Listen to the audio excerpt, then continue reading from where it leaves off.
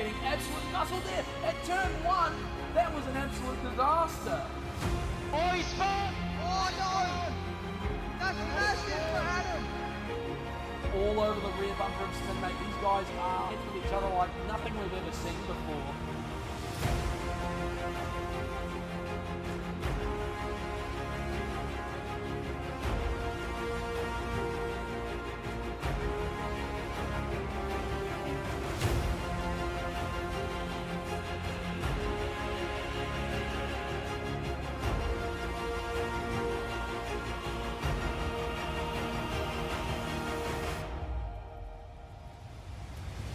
G pulls out to the outside. Here we go again. 86 there, he's going to go for a move here. The two Ferraris in front of him. Geesh went wide. Geesh is Oh! in trouble with Schumacher. Oh, good contact. Oh, massive contact there. This is going to be an incredible finish for these two. The speed, the overspeed happening. They're going to go 3 wide into Oh. turn 1. There's contact there from Tracy that comes through on the way in. He tries to retwist and gets his way. Shoved out wide. Oh, huge contact. This is fantastic. On the outside though in turn 1. As he chops it down the inside anyway. What is this? Oh my gosh! What a move from GTR!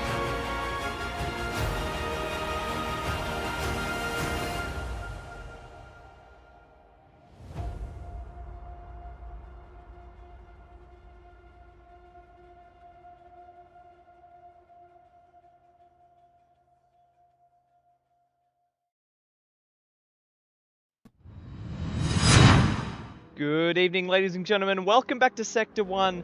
We are here, of course, at Willow Springs Raceway for round 4 of the Sector 1 World Tour. It's a sprint round tonight, which means that we have loads of action lined up for you. We have 4 race starts for you tonight instead of the usual 2, and short bite-sized races for our Division 1 and 3 drivers tonight. My name is Lenocis, and joining me in the commentary box is, of course, Crazy Good Kung Fu. How are we doing tonight? Yeah, doing very well, thanks. It's a lovely Sunday, and we're out here at the USA once again. A little bit southeast, I believe, of Los Angeles in the Mojave Desert. And it's going to be a great race, Lenocis. Very much looking forward to this one. 2 20-minute little sprint races, preceded by a 10-minute qualifier, which we will be getting to reasonably soon. Everyone's out on track and having fun. Yeah, very, very interesting event tonight. We'll jump across and have a look at the track map for tonight. So, round 4 here at Willow Springs, it's our Group A week. Just over 4 kilometers, 9 turns for the Big Willow. The soft tyres are the only tyre in use today. Of course, qualifying is 10 minutes. Then we have 2 20-minute races for each of our Division 3 and Division 1 categories. The time of day for the divisions is early morning for race 1 of Div 3, late morning for race 2, and for Division 1 it's afternoon and evening for their races. So very, very interesting stuff going on in all the divisions up and down. So we'll actually just jump across and have a look at the Division 3 points at the moment. So Freelix leads the way after 3 races, coming up short at Brands Hatch, unfortunately. Bumcrack in P2 after a strong win in England. Carbonboy from Session Motorsports there in P3. Black Project, the first of the non-Toyotas, sitting there in P4 in the standings. Scheisser P5 for Brockio 5 Sim Racing. Stranger in P6 for Doghouse. Boy Begum 7th. Gur 8th. Daz 9th. Killer in the Loose in 10th, Budsy 11th, Rex 12th, Halsey 13th, and Prua 14th. Now, a little side note as well is that Halsey has dropped out of the series, unfortunately, but he has been replaced by a new contender known as Sizzling Sausage. I believe he's racing for Black Rose, and tonight you'll see him in a yellow Penrite livery, I believe. So look out for Sizzling Sausage as he makes his Sector 1 debut tonight.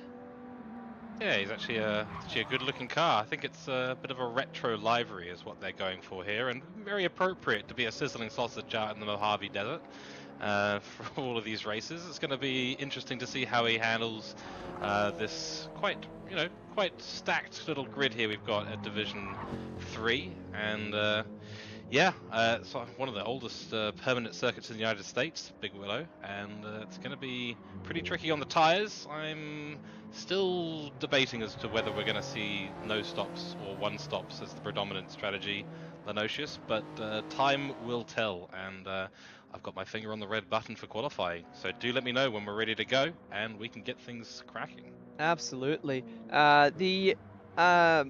Something funny about this track is that being in the desert, it gets extremely hot, and the temperature, it plays a pivotal role in how much the tyres actually wear. And we'll see it tonight. Whether it's a hot race or a cool race will depend on whether those tyres wear away quickly or they'll last a little bit longer. And in order to stretch out your stints, you're going to have to be running on rims. And a cooler race might just give those guys a little bit of a leeway. So before we jump in, we'll just have a quick look at the track schedule for tonight. Division 3 is kicking us off momentarily for their qualifying, 10 minutes, and at quarter past we'll have a race 1, 20 minutes. 7:45 Australian Eastern Standard Time, I should say. As we have race 2, then Division 1, and we jump across to the Division 1 boys at 8:15 for their qualifying, 8:30 for their race 1, and 9 o'clock for their race 2. So that is how things are lined up for tonight's event. And yeah, got anything else to add, Crazy Good Kung Fu, before we jump into the Division 3 qualifying? Oh, not too much, but you know, Big Willow Springs is, and yes, that is what I'm going to call it tonight. Big Willow Springs is certainly a favourite of mine. I think there's a lot of participants who are really going to enjoy this race, and yeah, tyre management is absolutely key. So if you're a tyre whisperer, this is kind of your track, and if you're not, then get into the pits, throw the tyres at the mechanics, and get out on a fresh set. And one little quirky bit of information about this lovely track is that we have a turn 9, which is called Turn 9. Just a little tidbit of information for everyone. Turn 9, that's called Turn 9. Amazing. So I don't think we keep these guys waiting any longer. I think the big red button needs to be clicked. What do you think, CGK? Yeah, I think that big red button, and it's looking rather amazing at the moment. So I'm going to push it. We're going to get qualifying started now. So all the drivers now have 10 minutes to get their best qualifying laps in. Of course, they'll be free to use any tyre they wish, but if anyone is out there on anything other than a soft tyre, I'd be very, very surprised. I'll be keeping an eye on that, of course. So, qualifying begins. As these guys hit the track, as it looks like Gur will be the first one out of the pits for Dadson Racing, the first one on the road. Followed behind by a big bunch of cars. I believe it's Carbonboy, Stranger, Daz, Budsy, and Boybegum just off the back of them. Killer and the Loose slots in behind. Prua under a little bit of pressure from Sizzling Sausage in the qualifying stages. Qualifying session at this stage, I should say. Yeah, getting a little bit tongue-twisted. Oh, it does happen. I mean, the heat of the desert can do strange things to a person. I can't even imagine what it's like at the moment inside the cockpit of these vehicles. Yeah, probably absolutely. 40 or 50 degrees Celsius, and if anything's going to affect your mental judgment, it's going to be the desert conditions, that's for sure. I'm interested to see what we end up with in this qualifying, because there is not a massive amount of opportunity for slipstream, and if anything, if you're following too closely behind another car, you're probably more likely to get impeded, rather than to gain any kind of lasting advantage. Oh, Daz! Goodbye, and our first victim of turn 9. And already we're one lap into the qualifying session, and the turn 9, the sweeper, it's bitten. As he's just trying to find a good time to enter back onto the track, just letting everyone through as they start their flying laps. Yeah, good to see him take that time to get back on track. It's right down the end of the field, and that'll take at least probably another lap off of his qualifying. He has decided to come back out. The damage to his car was repaired reasonably quickly, so he's back on and off for what is going to be a bit of a slow start to his first hot lap. As we're just on board with Gur at the moment in his Mercedes. He's back as Mercedes, looking beautiful as always as he heads down towards the sweeper now. And judging by the lap time splits, it looks like it's going to be a pretty decent lap time as he rounds the final turn 9. You just got to tap the brakes there, get the car turned in on the power early to try and maximize your exit, and he doesn't use as much of the road as he possibly could have there. And he'll cross the line as a 12.6 for his first lap. Carbonboy straight to the top of the times with an 11.9. Great lap from Carbonboy. Boybegum and Killer both improved that. 11.4 for Killer. What a blistering lap time straight off the start. Rex up into P4. Yeah, we were talking just before the qualifying started that we might, and I quote, might be seeing a 110 something somewhere in this qualifying, and to be already 0.4 of a second away from that, this is very impressive from the Division 3 drivers. Very impressive indeed. Potential for, you know, maybe even a mid 110 lap, and that would be quite amazing. Bumcrack, he's in P2 at the moment, but he's 3/10 purple through the first sector. This could be a 10 lap time. Let's see what happens as he's heading down towards the second half of the lap now. And this is on 80% fuel, Lenocis. We're going to see these guys hopefully get down to sort of 40% fuel runs. Wow. I mean, I don't want to jinx anyone here, but could we see a 109? I don't think so, but he's 4/10 purple at the moment, Bumcrack, as he comes through the sweeper. Gurr improves by a couple of hundredths. So does Stranger as Killer's into the pit. But let's see, Bumcrack, can he get on the power early using all the track limits available to him? Charges towards the line, Rex up into P4 once again. As he crosses the line, lost so much time through that final corner, Bumcrack, unfortunately. Yeah, 11.282 for him there. And got a few more 11s being set around the grid. Pruis set a pretty good lap there, 11.765. Behind him in 5th place is Rex. Good job by them. We can already see the tyres, Lenocis. They are getting brutalized already. Yeah, Pruis lost himself into P4 there with 11.7, as you said. That's a pretty decent lap time for Pruis. I think you'll be very happy with that, but we're only halfway through this session. All of these guys potentially improving their position. As we look at Carbonboy at the moment, currently in 11.9, sitting in P6. Back to Budsy in the ISA car. Is that a retro livery or is it just a good-looking livery on that car? I think it's a good-looking one. I don't know if they're going for a retro one this time around, but it is good-looking. You know, it's very nice to look at. Very appealing. As Bumcrack's into the pits, Budsy will cross the line. He's on an outlap at the moment. Hopefully he's warmed up those tyres for his flying lap. We're just right on board with Budsy at the moment as Sizzling Sausage improves his lap time at a 13.3. Yeah, there's a couple of odd things going on with my timing board. It looks like he did a 12 there, but I'm not sure. But in terms of Sizzling liveries, I have to admit, this yellow and black Penrite livery on the GDR is pretty awesome. And yeah, being showcased today by our debutante, Sizzling Sausage, so welcome into him, of course. Burning up that left tyre in good traditional Big Willow style. Absolutely. As Budsy comes onto the back straight now, heading towards the sweeper. Let's see what the split is. He is slightly down, but he's got the lighter car, got the fresher tyres. He might be able to maximise the exit into turn 9 here. Let's see what he does. Gets on the brakes about the 150 metre board, gets the car turned in. Does he? Oh, not as close to the apex as he probably would have liked, and isn't as hungry for the exit as he would have liked either, but he's going to cross the line down by 300ths, unfortunately, Budsy. As Gurr's off! Oh, no! Oh, barely keeps it on the track. Oh, no! Oh, my goodness! Oh, that was millimetres away from... who was... I think it was one of the Obsession cars who he almost ran into, but we'll catch a look on that in the Next Level Racing Action replay. I believe he just ran wide through Castrol Corner, and then it spat him back out onto the racing line, and he overcorrected. Yeah, that was Carbonboy. Oh, And I have to redirect our attention because we've just dropped into the 110s. Oh my Felix goodness. has What a done lap a from 110. Oh, wow. Oh, Sizzling Sausage goes off in the same place as Black Rose, as the car we just saw on the replay. Excuse me, I'm just trying to Oh, is keep an eye on Prua's everything. around as well? Oh, yes, he at is. Budweiser. Yeah, Budweiser taking victims and another Oh! victim. Oh, who's that? Oh, that was that's Carbonboy, the other Carbonboy. Obsession car.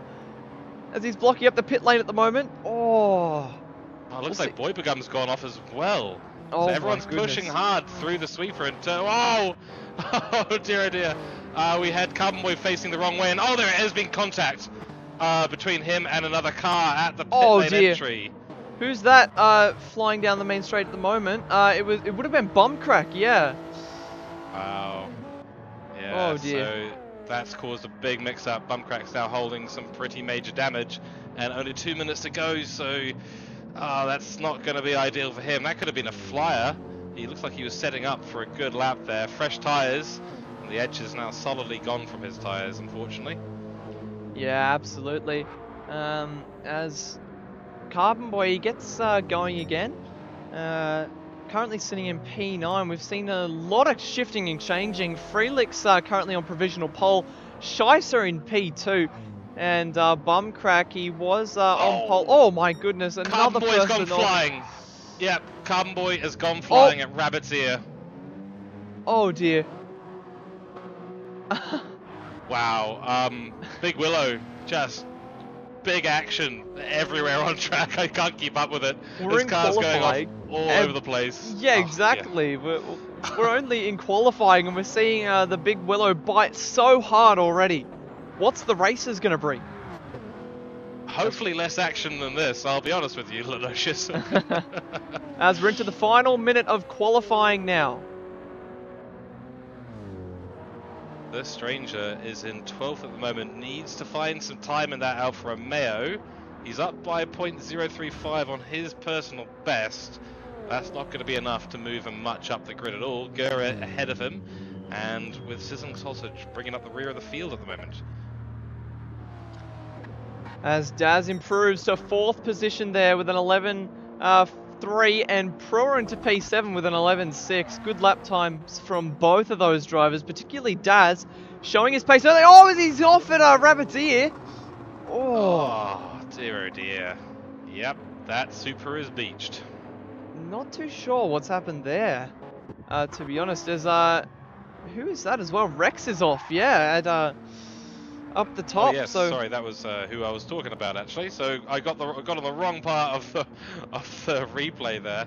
But yeah, Rex having a real hard time getting himself off of that little hill there. Unfortunately, he's back on track now. Good rejoin. And yes, that is it. We've got Bumcrack goes to pole! Oh my! What a clutch lap from Bumcrack to take the pole position in the dying embers. But is it going to stand as Scheisser rounds the final corner too? Can he potentially take the pole position in the dying embers of this one? It's going to be tight. Oh, not enough. Only a couple of hundredths down. Crikey, who else is on a lap? Prua. Daz is just coming through now. Prua's going to improve marginally. Doesn't improve his position though, as Daz is on a lap. Is he barrel? No, he's way down. Daz.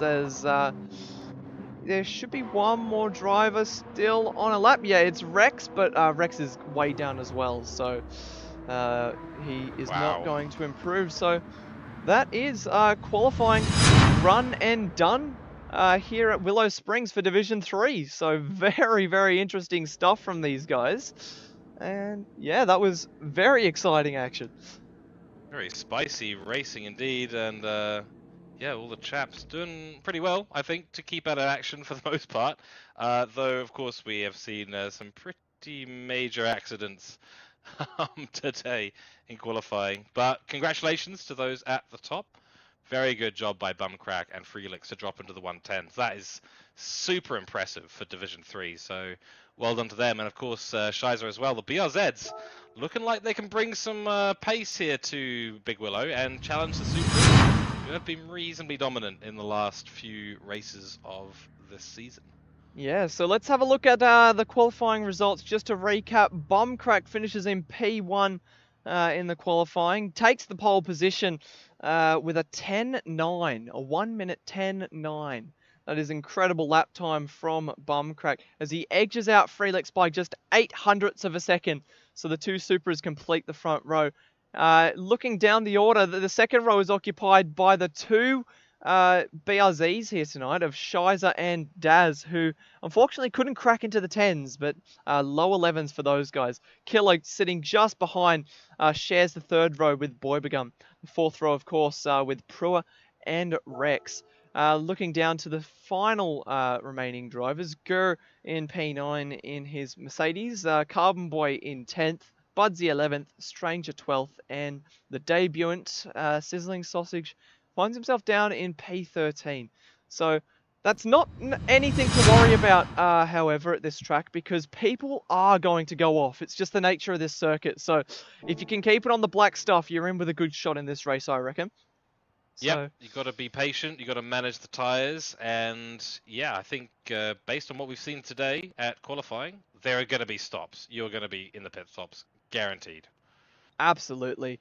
As, yeah, very exciting qualifying session. These guys very tight all the way down, up and down the field. So, yeah, it's just going to be a very exciting pair of races, and also having that second race allows you to alter your strategy if need be. If you mess up the first race, then you're able to just sort of learn from that experience and use it in the second race to try and improve your position.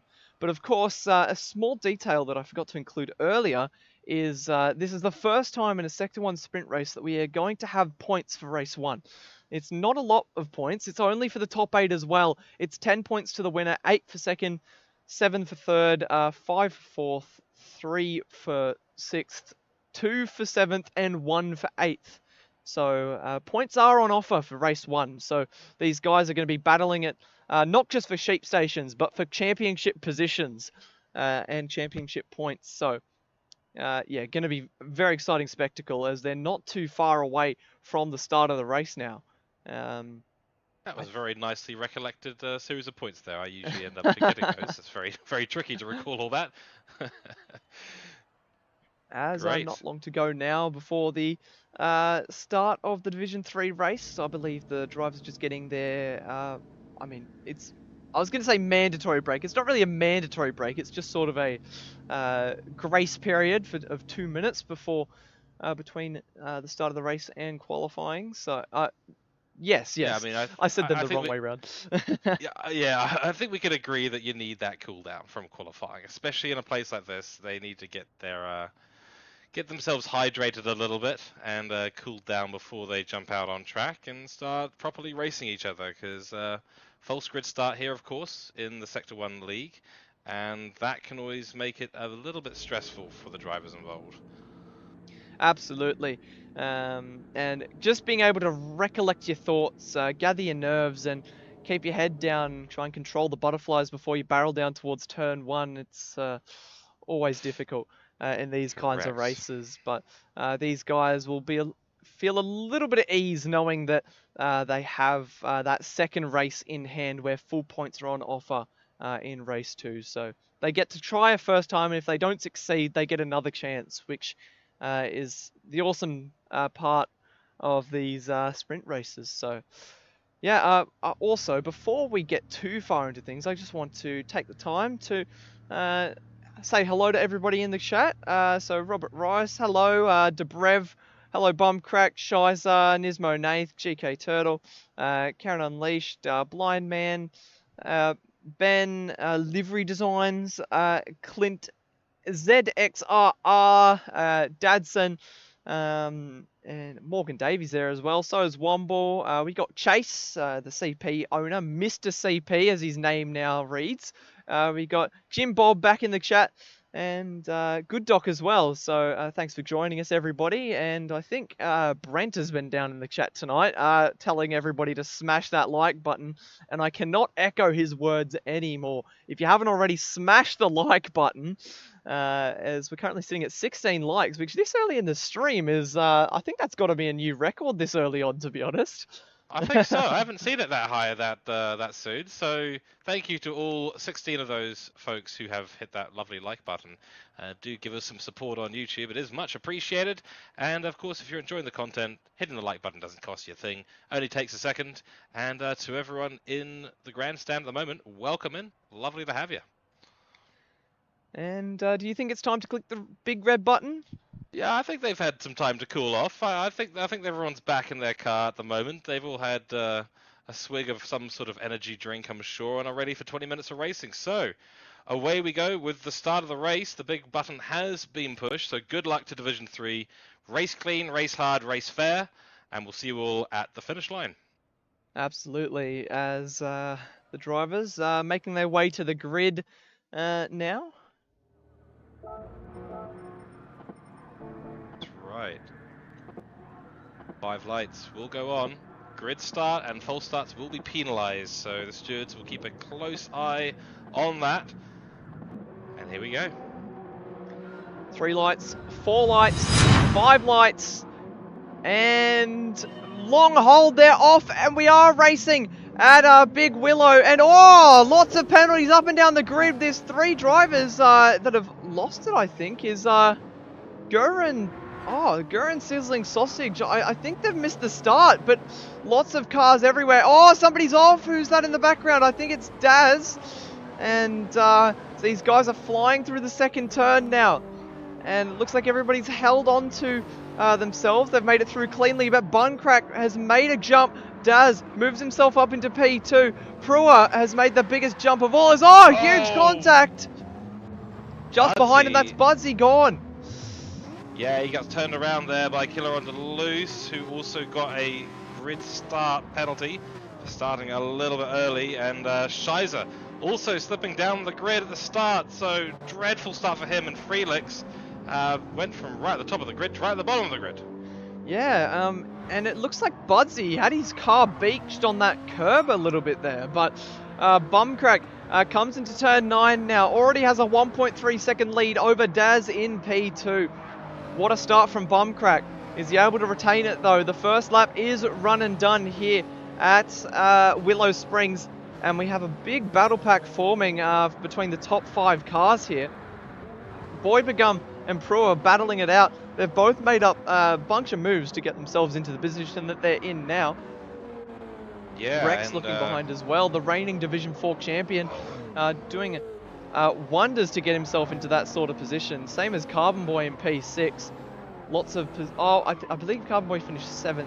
No. He started... P... I will double check this for us right now. There's everyone. Yeah, so everyone's made it through cleanly except for Budsy, who had the spin coming into Budweiser.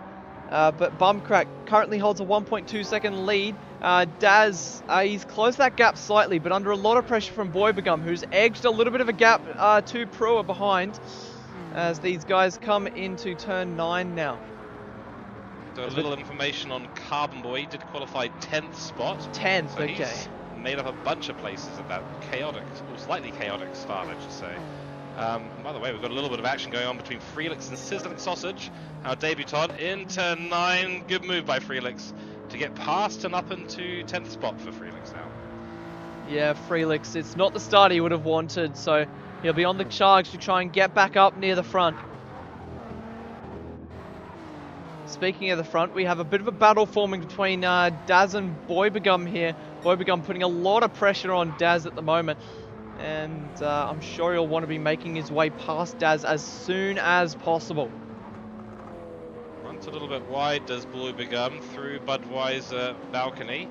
But he'll have a pretty good run down through the Monroe Ridge and into Wings Legs. So that McLaren looking pretty strong at the moment and holding pace against the BRZs and the Supras ahead. And yeah, I'm a little bit surprised that we've got quite a good little race starting to form here between the top 5.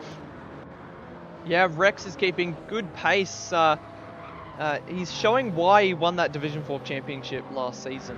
And P5 on the road at the moment is nothing to to sneeze at, as Stranger putting a lot under a lot of pressure from Shizer, I should say, as they begin the 4th lap here. As Shizer tries it around the outside, does get it done around the Alfa Romeos. Oh, that's Killer on the loose, running very wide, kicking up a lot of dirt.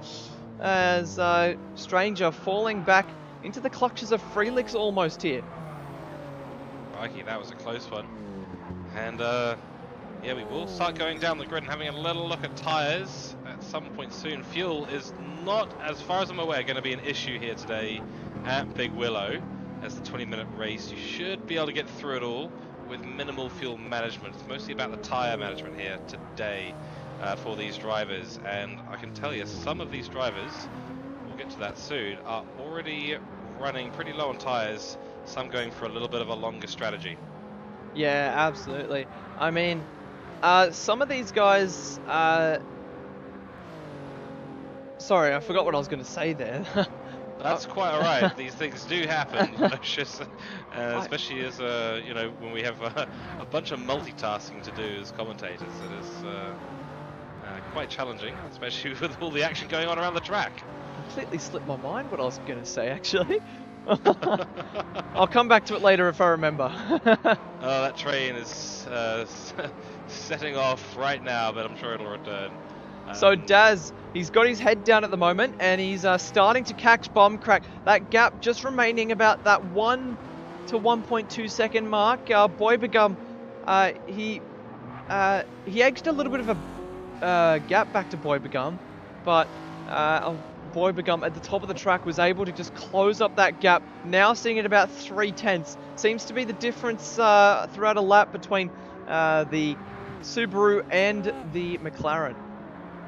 Yeah, it's getting quite interesting, and I don't know if it's the top speed or if it's just Boybegum putting in the lap of his lives at the moment. He's been setting very consistent. Oh, careful, Boybegum.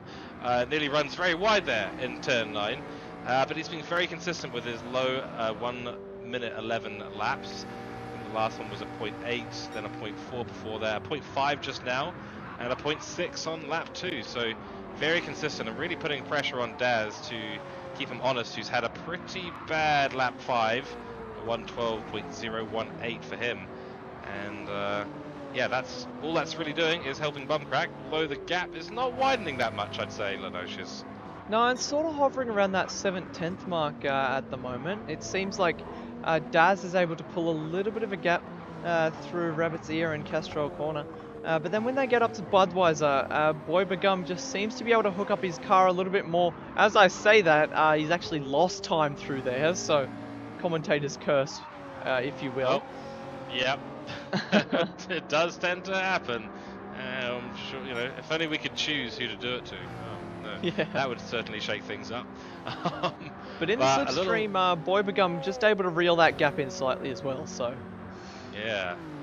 So a quick update on some tyres I think is probably necessary, because we're about to start seeing, I believe, some of the first pit stops in this race, which might seem early to some, but for others, especially those on track, they might seem like the right time to do it. And yes, there we do. We do see Freelix diving into the pits. So the only other person who's on absolutely dead tyres right now is Killer on Duluth.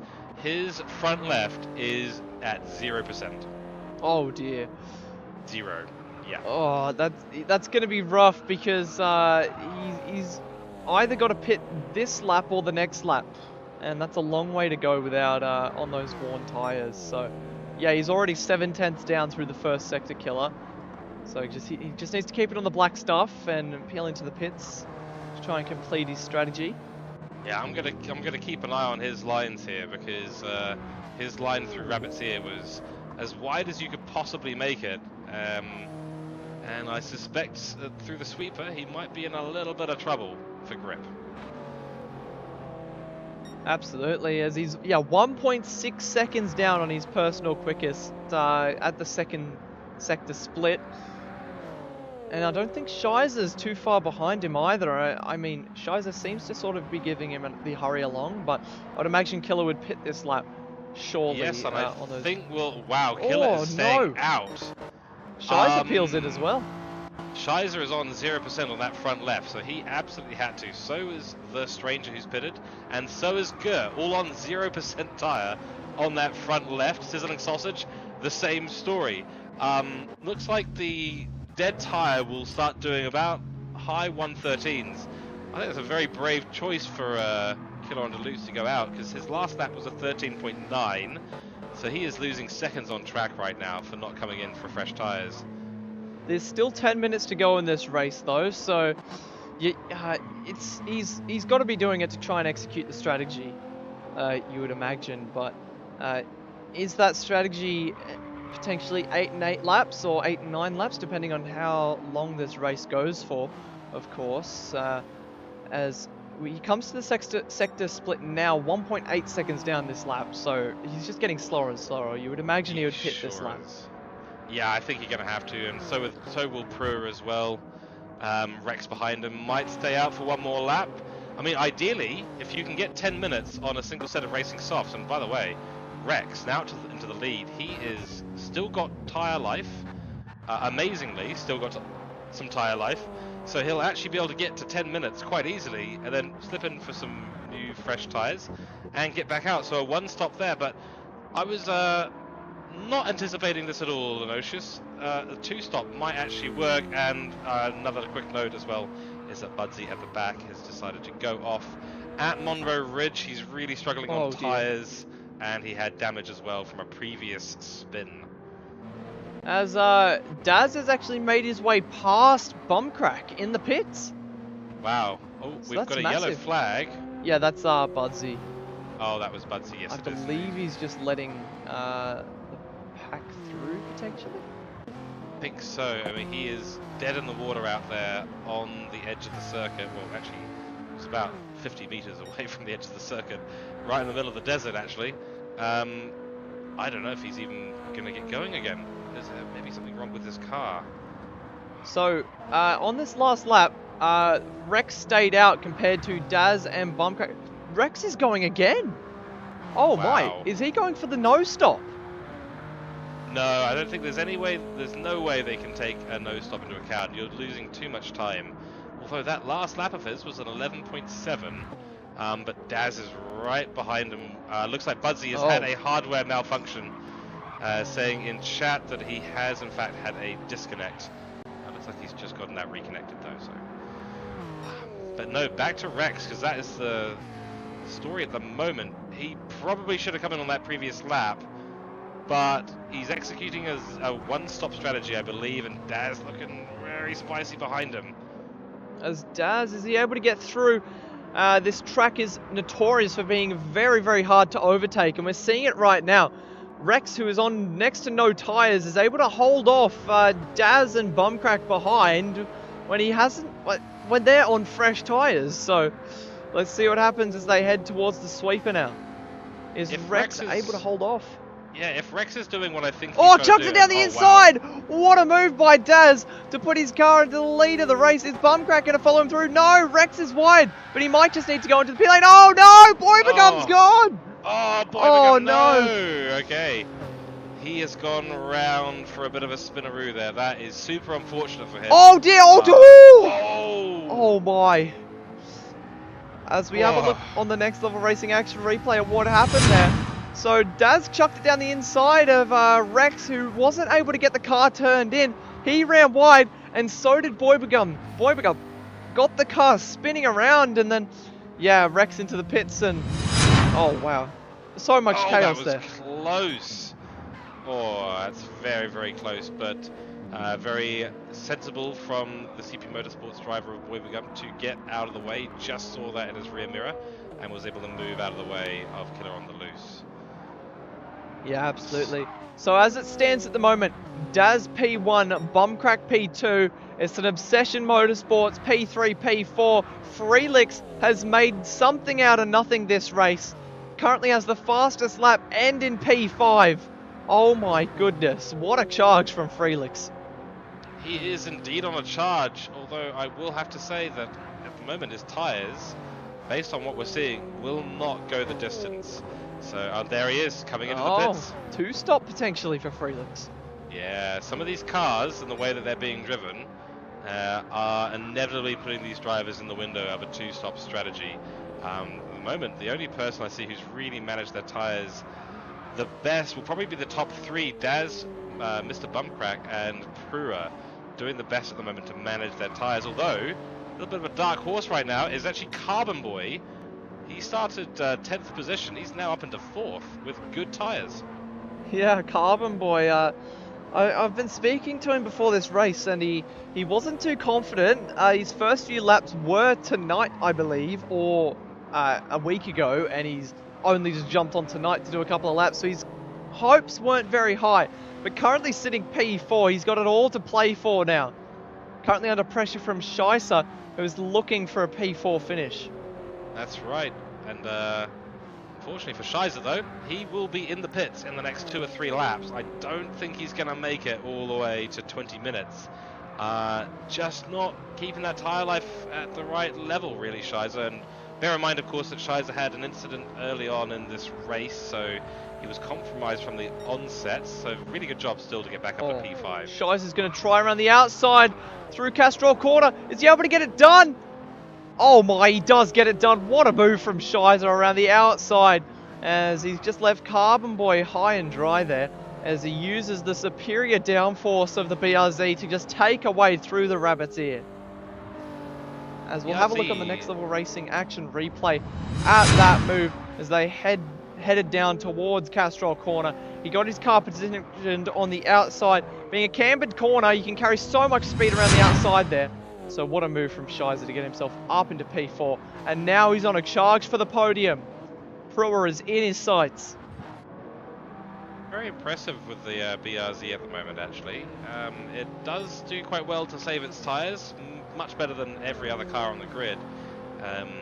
But you've got to be careful about how you drive it, because it is occasionally susceptible to some understeer.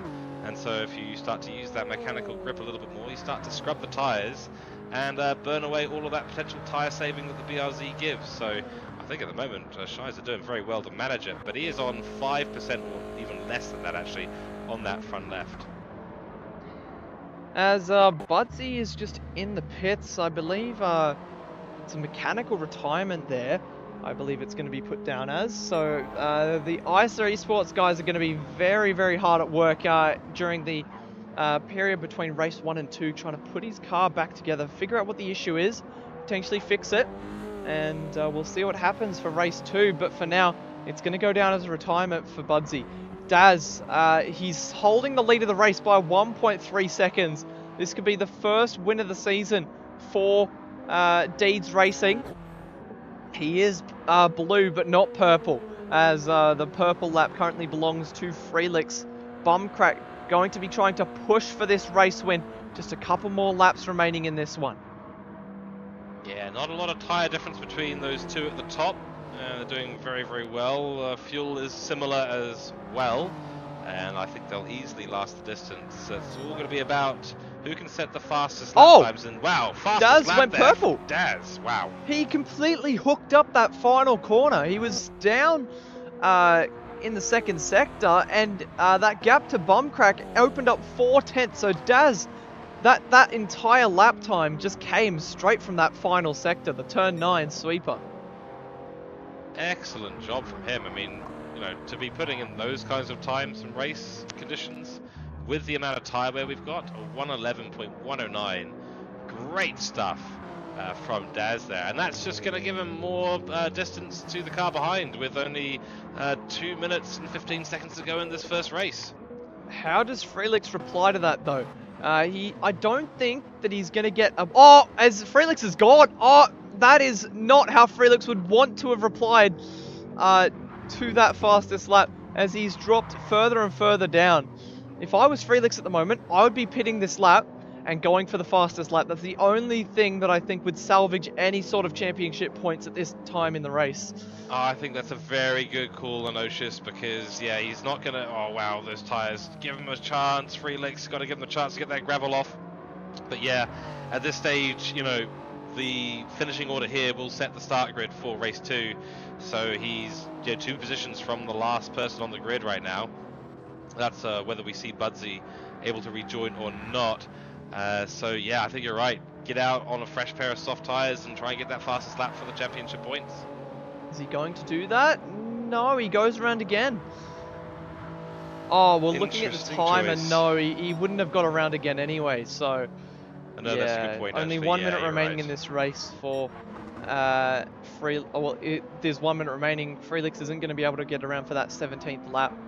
That would have been critical in executing that strategy. But we have a massive battle pack forming. Shizer has dropped to P5. Carbonboy's made his way back past Shizer. So we have a massive battle on our hands for P3. This is the podium. As Daz and Bumcrack 1.3 seconds as they begin their final lap now. Now, this is going to get very interesting because Pruitt is on about 2% tyres, Carbonboy is on about 25% tyres, and Shizer is on 0. Oh no. Let's see what happens between these guys as Shizer pulls out to go overtake Carbonboy. Is he able to do it 2 times in a row? Make that move stick around the outside? No, he's not. As these guys are almost 3 wide through there. As, he does make his way past Carbonboy actually. And Pruitt! He's gone through the 2 of them. Oh my goodness. And Pruitt is out of fuel. Pruitt no. has run out of fuel. That's why he's dropping back at the field. He's slightly miscalculated the number of laps in this 20-minute race. Of course, it's not a set number of laps. It's whoever gets, whenever the leader gets past the finish line before the 20 minutes, that'll set the last lap. Oh dear. As Now the Sizzling battle. Sausage will cross the line in P13. Felix 10th, Rex 11th, and Daz. What a drive! It's the Deeds drivers up on the pit wall. They're celebrating this win. 2 seconds the gap as he comes to cross the line. The first win for Deeds Racing this season. Daz takes P1, Bumcrack P2, Shizer and Carbonboy. Carbonboy's going to get it down the inside. Oh boy, as Shizer goes wide. It looks like Carbonboy's going to get it. That's the podium for Carbonboy. Oh boy, what a move to get it done on Shizer. Finishes in P4 after all of that. Boybegum finishes P5. Stranger will come home in P6. The 2 brothers, Stranger and Gurr, almost side by side, just 5/10 separating the 2 of them as they come to cross the line. Wow, what a brilliant race finish that was. And Shizer just didn't have the tyres to get through the sweeper. Both Pruitt and Killer on the Loose have run out of fuel, so this is going to be a very slow fight to the finish line. Yeah, it's a world championship battle right now, Lenocis. Yeah, this is for the final point. But I don't think either of them are going to make it, potentially because of the race finish timer. That's right, that will elapse momentarily between them. And Pruitt, unless he manages to spin out the car going 80 kilometers an hour, will take that. Crikey. Okay, so despite running out of fuel, Pruitt will take the final point on offer in race 1. Yeah, good job by him at the end of the day. What was our fastest lap today? It was 11.109, wasn't it, by Daz? Yeah. Crikey, So we'll have a look. A brilliant lap time. Absolutely for race pace for these guys.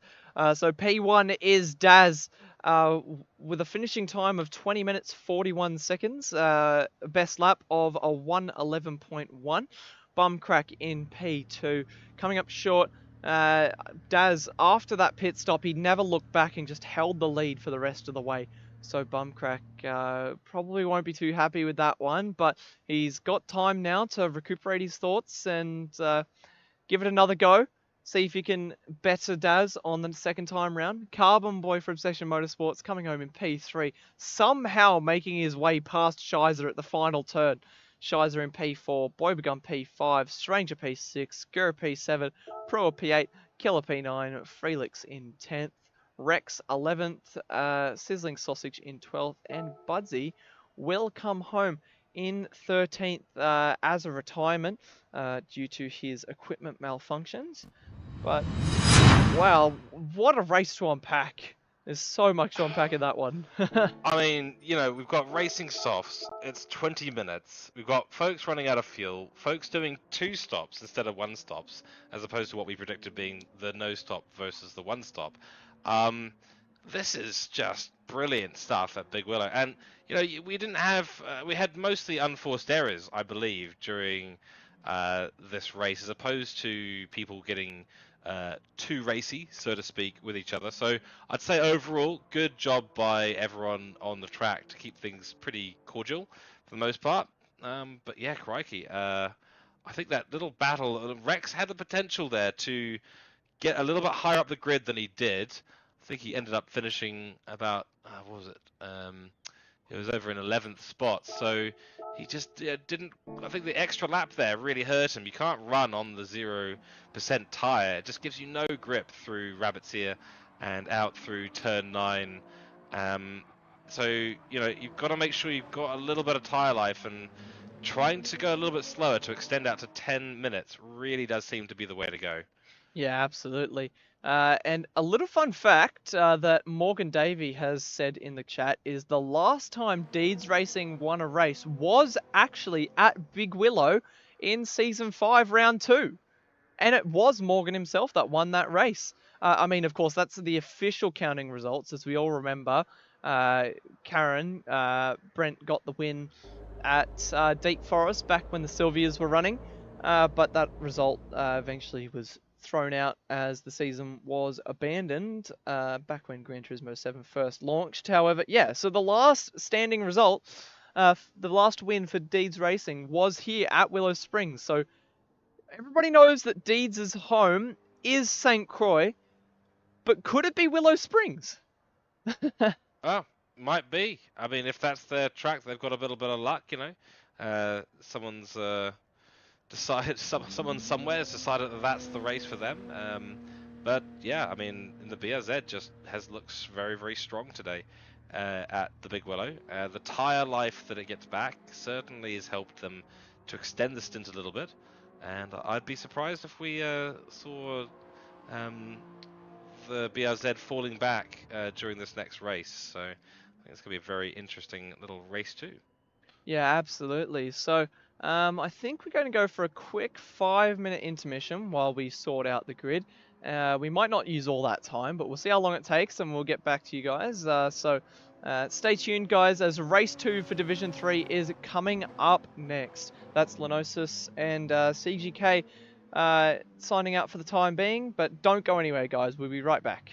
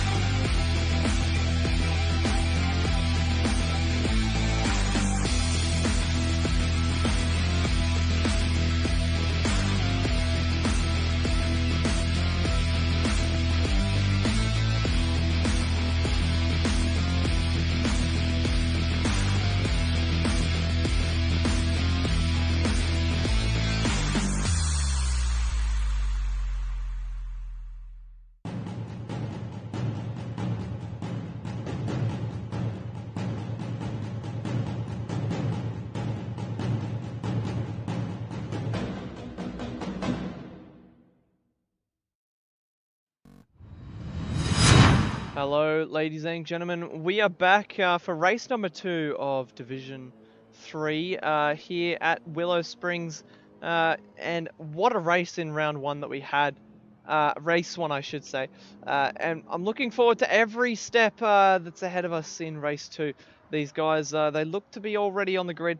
And anytime now, the big red button is ready to be clicked by Mr. CGK.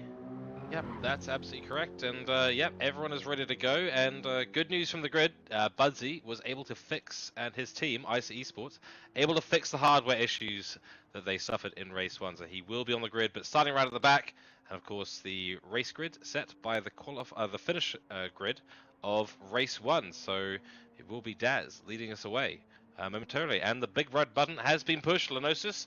So let's go racing. Ooh. Here we go. Yeah, this is exciting, man. This is the 20-minute enduro, the 20-minute 20-minute enduro, yes. Yeah, well, I mean, sorry, I'm getting mixed up between what's in the lobby and what's actually happening with the series here.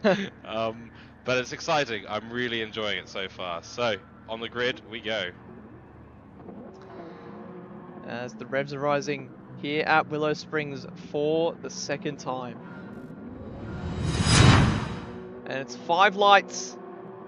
They are out and away we go here at Willow Springs for race number 2. It looks like Daz gets off to an awesome start ahead of Bumcrag. Carbonboy, he's under a lot of pressure from Shizer. Shizer gets it down the inside of Carbonboy. Seems like everybody has got through turn 1 cleanly as they come into the Rabbit's Ear. Not bad, not bad. That was pretty clean. Budsy at the end of the grid, getting a little bit spicy with Sizzling Sausage, who had a good start but then fell back to 12th position. And Rex looking a little bit spicy too, and Felix running a little bit wide into the Budweiser balcony. And Rex oh, who's gone? Rex is gone! Oh dear, that's disaster for Rex! Oh no.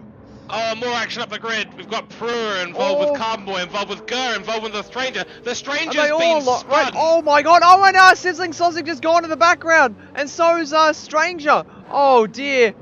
As that's chaos, so that's 3 cars off.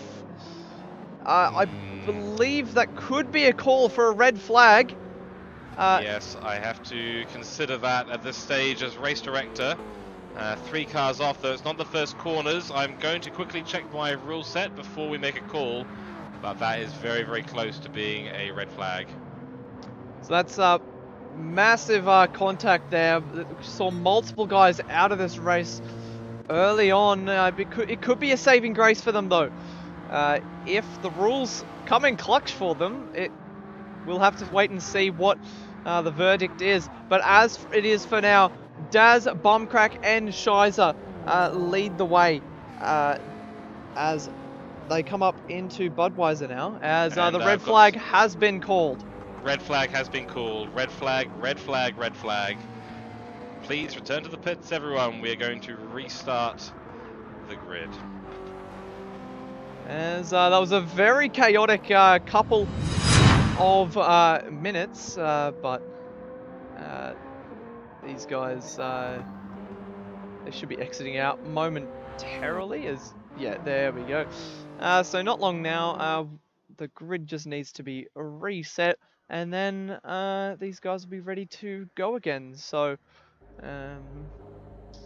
yeah, unfortunately, so for the red flag rules are very, very clear, and yeah, there were more than 3 cars that were involved in serious contact there. So based on the rules that we have agreed with the race directors, that is a red flag call for this race, and we will get things restarted momentarily. We're just missing 1 or 2 from the grid, so we will get them out the grid momentarily and get this race restarted for everyone. absolutely, just waiting. Oh, I was about to say, just waiting on Felix to ready up. Oh, I don't think you need to do anything either. I think it automatically sets it, which is very nice of Polyphony for setting that for us. It's not often we get to say that. It's not often we get to say thank you, Polyphony Digital. But in this case, certainly we do. You didn't mess anything up, Polyphony. You've done the right thing. Yes. Amazing. But no, I mean, yeah, nonetheless, a fantastic game that they have made in GT7. I do love it to bits, and Yeah, I think we're ready to go. So we will be restarting the race right now. Big red button has been pushed again. So let's see how they do a second time round. Yeah, so valid point from Good Doc there as well. Red flags breed red flags. So be prepared, everybody, as stuff could go down once again, but we'll have to wait and see as we're lined up. Attempt number 2, or I guess you could say attempt number 3, as we've already had race number 1. Well, that's exactly right, and everyone did get the false start penalty right that time. Away we go. And the lights are out, and we're here racing once again at Willow Springs. Attempt number 2 at race number 2. Will it be the same clean first corner that we saw in the first race? It's more or less the same for Shizer and Carbonboy, as Shizer sticks it down the inside. Oh no, somebody's gone! I thought, must have just been a bit of a net code there. I thought Killer on the loose went very wide, but no, he's still there, He so survived. These guys continue on. Yeah, very much survived, and yeah, much cleaner start. Good job, everyone. I mean, this is where everything started to break loose, but they've made it through this time. So, can they hold themselves steady? Oh no, that's Felix gone. Oh no. Oh dear. Okay. Oh, as I think he might have just got shuffled a little bit out wide and is off the track, but they continue on for now. Daz holding the lead ahead of Bumcrack, and just behind we have a feisty battle pack between Shizer, Carbonboy, and Boybegum. As Prua looking very wide in the background there, but it looks like he's held on to it. As who's that? It's somebody was Carbonboy and Boybegum. Boybegum trying to try around the outside of Carbonboy, but manages to hold the position there, Carbonboy. As he, Boybegum keeps trying around the outside, but Carbonboy definitely holding his ground ahead of the CP driver. So, good job between these guys, trying to give us a good show. Yeah, we've got 9 cars all in a row. The bottleneck at the moment being Carbonboy. Not that he's really slowing anyone down, but Boybegum is looking very feisty and very keen to get past Carbonboy, who might be trying to save a bit of tyre. As you mentioned before race 1, there is a period where the guys can sort of get used to what a better strategy might be based on their experience in race 1. So we should see an evolution of the strategy here in race 2. And we'll be going across the line soon. Daz under pressure from Mr. Bumcrack. Oh, wise to back out of it there, Bumcrack. That would have been a very, very brave move. As Daz runs a little bit wide, clipping the grass. No, he's lost gone it. completely! Oh, that's disaster for the Deeds driver. Oh no! As he's going to drop all the way to the back of the grid. Oh no! Wow, that was so unlucky. He ran wide on the exit, and you know, I can't say it was unwise to keep on the throttle, but sometimes you just need to let go a little bit. He probably would have lost the position to Bumcrack regardless, but unfortunately he's just stuck it in there and spun around, taking a bit of damage on the rear right.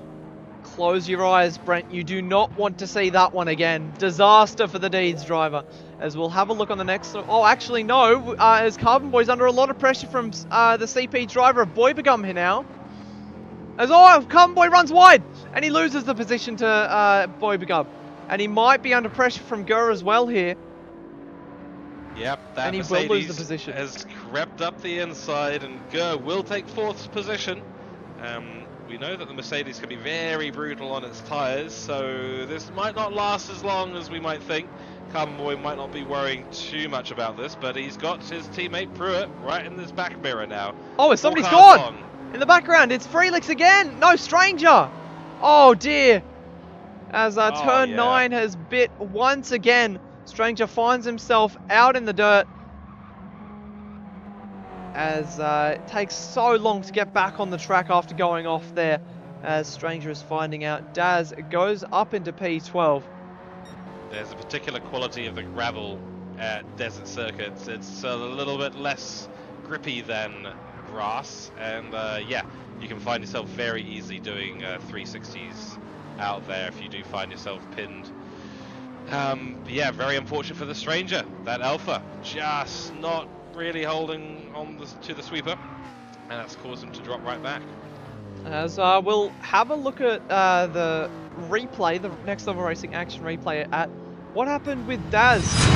He just clipped a little bit of the dirt. I meant to say grass, but there is no grass out there. And he went to go Tumbleweed. correct, and he overcorrected it, and ended up in that pit wall, which, I mean, engine damage, lots of damage. It's, yeah, not great. But for now, these guys continue on. Yeah, never good to see a car, especially the leader, spin around. And, you know, with such an innocent mistake as well, you often do find yourself dropping a tyre around that point of the track, and as long as you've got the other two tyres more or less on, you're usually okay, but in this case, not the case. Shizer doing very well on P2. Yeah, Gura's dropped back. He was ahead of Carbonboy and Brewer, but small mistake somewhere. Must have just dropped him back behind those two, so not completely out of it, but we'll be looking to try and get back ahead of the Obsession pairing. Sizzling Sausage at the moment doing very well, P8 ahead of Rex. So Sizzling Sausage will want to hold on to where he is at the moment. Quite a disappointing qualifying in race 1, but if he can hold on to P8, that'll be a magnificent effort from the debutant. Yeah, he's kind of flying on those tyres, and yeah, the Penrite liveried Black Rose Racing GTR looking very good. Rex gets the run on him though. Oh, might get the run down into Castrol Corner though. Yep. Oh no, Rex runs right! Oh. So does Budsy behind there. Oh no, not Budsy, sorry, that's wait! That's Freelix! Oh no! He's gone and done the same as what Daz did a few laps earlier. That's disaster once again for Freelix. This night has just gone from bad to worse for the Respawn Esports driver and your championship leader. Yeah, he is going to be an unhappy chappy, unfortunately. Budsy managed to get past Sizzling Sausage at the back there. But currently, there's a battle going on between P1 and P2. The gap's slightly opening up. It might be a good time to quickly jump through the grid and do some tyre updates. What do you think, Lenocis? Absolutely, that sounds like an awesome idea. Brilliant. So our leader, Mr. Bumcrack, currently 1.7 seconds ahead of P2. His tyre life on the front is about 20%, good on fuel. Shizer behind them running on 5% or just under tyre life, so he's going to be falling off the pace. Oh, Shizer! Oh no! Oh! Exactly what we were talking about. Carbonboy too! Oh no! Oh, hold on to it somehow, and Prua's going to go past, up into P3. Wow, I was just about to say Carbonboy is holding onto his tyres really well, but that little excursion there has absolutely destroyed them. Now running 25% tyre, Prua ahead on 5% tyre. Gur in 5th place, looking very likely to get a run on Carbonboy out of the rabbit's ear. Maybe, we'll see. He's feathering the throttle a lot. He's on 5% as well. Kid on Duluth in 6th is on 0% tyre. Rex on 10%. Budsy on 10%. Sizzling Sausage running on zeros. Daz, the only one above 20% at the moment. Shizer on 0% after his spin. And the stranger on 10 with Freelix in the back on a fresh set after going into the pits. So, Sizzling Sausage must have had an off as well, because he was ahead of Rex and Budsy. And now he's just dropped behind them as somebody's... Oh, I think Rex just kicking up a little bit of dust. But we'll try and catch the Next Level Racing Action replay. See what happened with Shizer going off. Bumcrack's run wide at turn 9. Oh no! Turn 9 has claimed more victims tonight. Oh my, as Prua peels into the count. pits. And Boy Begun for CP Motorsports leads the way. Oh my goodness.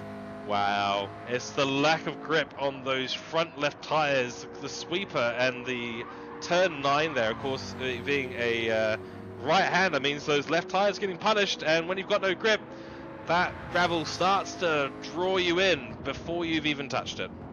Absolutely. But Boy Begum, he's got such a massive lead as well. 5 seconds to the good.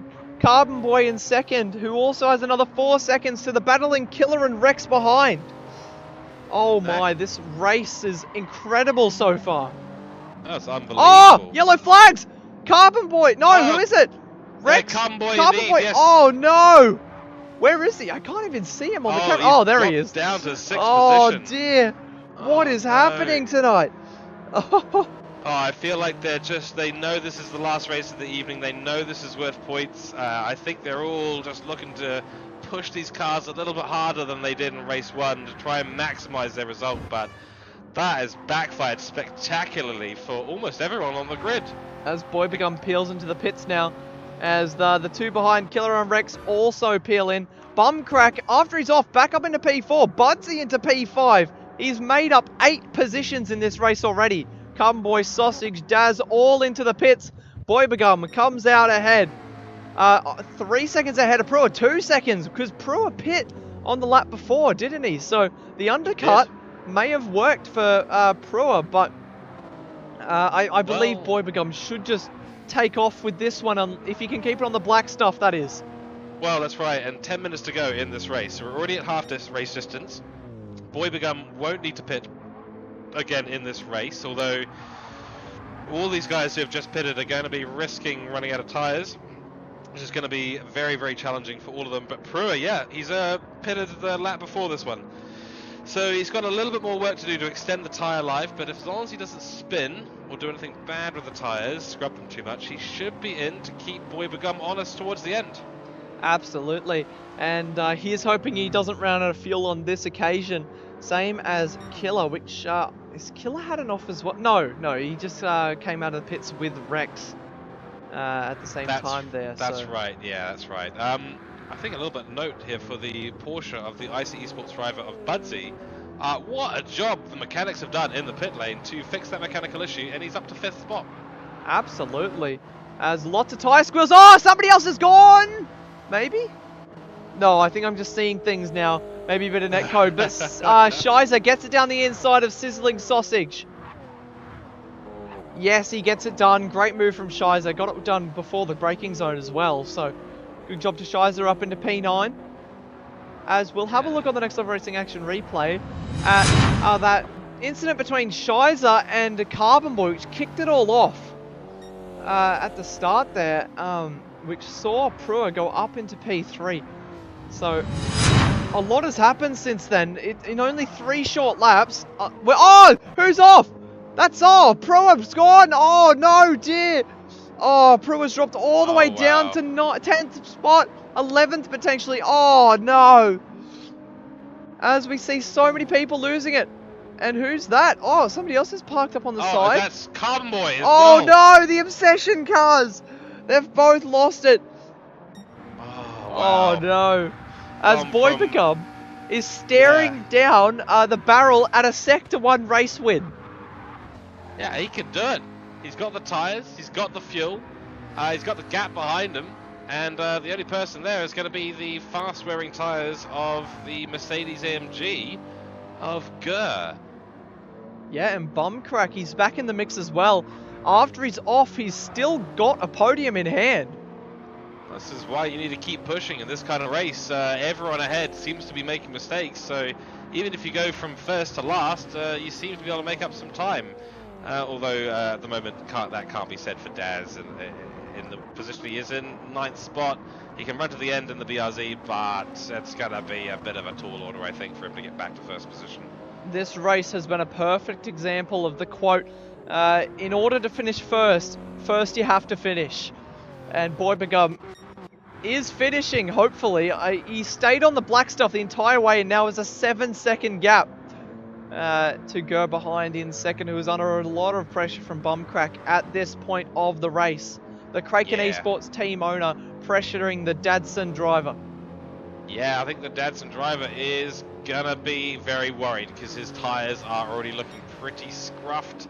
Oh, Bumcrack! Bumcrack, yep, here we go. Oh, good move. Gets it done well before the quarter. Yeah, look at the difference in braking there. Brilliant stuff. And that just shows you the difference between fresh tyres and worn tyres here at Big Willow. It makes a huge difference.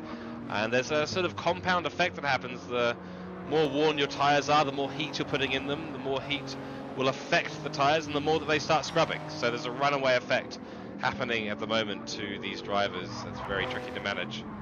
Absolutely.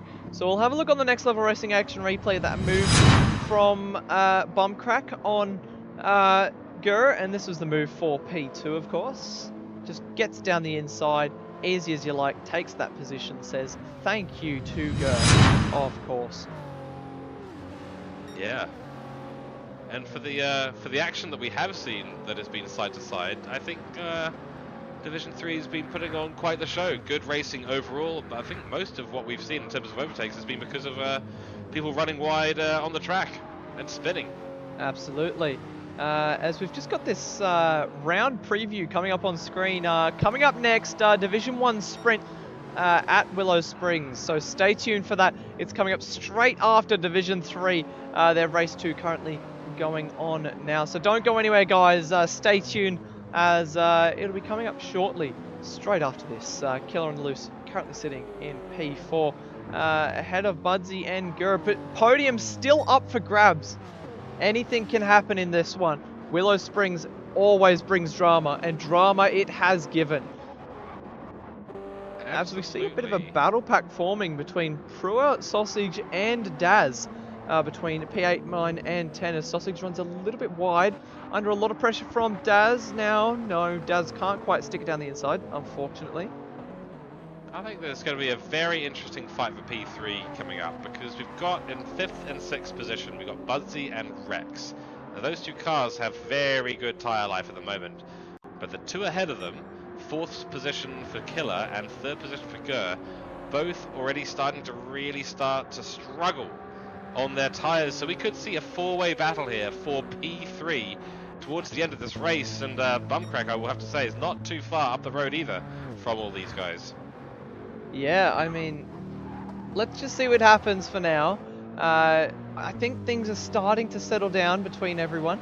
They've just focused on making it to the end of the race for now. As we see Sizzling Sausage under a lot of pressure from Daz. Daz really not happy with his performance in this race 2 after the race 1.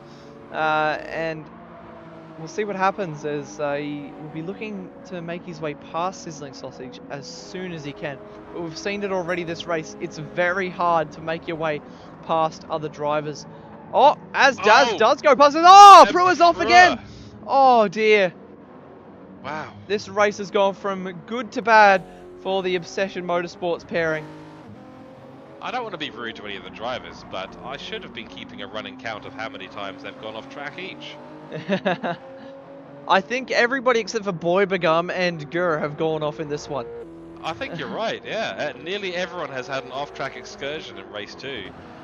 Not something that we saw in race 1, but yeah, crikey, action-packed. As the next level racing action replay, we get to see Sizzling Sausage and Prua running slightly wide, where Daz was able to make up 2 positions and move himself up into P8. As this battle pack is forming for P3. You said that this pack, it would start to get a little bit interesting as the tyres wear away and whatever happens with that. And with 1 lap later, these guys are all within a second. Yeah, it is going to be very close, and 2 minutes to go in this race, so it's about 2 laps, very short laps here at Big Willow. And oh, is that Budsy trying to get a move on Killer? He's really close to him now. 0.2 the gap between these chaps, and that's for 4th position. Yeah, absolutely. And Gur isn't too far up the road either. Rex just waiting in the shadows too. Shizer is running 0%. He's in 7th place at the moment. Daz at 60% of his tyre. He's going to be looking ahead and going, hey Shizer, I'd like to overtake you, mate. Slow down a little, would you? Yeah, I would imagine these two are coming close together. Maybe on the last lap. We'll have to wait and see. 4 seconds at the moment. And look at that time differential come down through the turn 9. Yeah, Shizer lost 6/10 through that final corner. There's no other way to put it. Correct. As Shizer actually does have the fastest lap as well. So if it stays the way it is, which it should be 1 lap left, that'll count as an extra point to his championship bid. Every point counts, doesn't it? Absolutely. As the battle pack is getting even closer, Budsy has made his way past Killer. And now Budsy is pressuring Gur. Can Budsy go for the podium?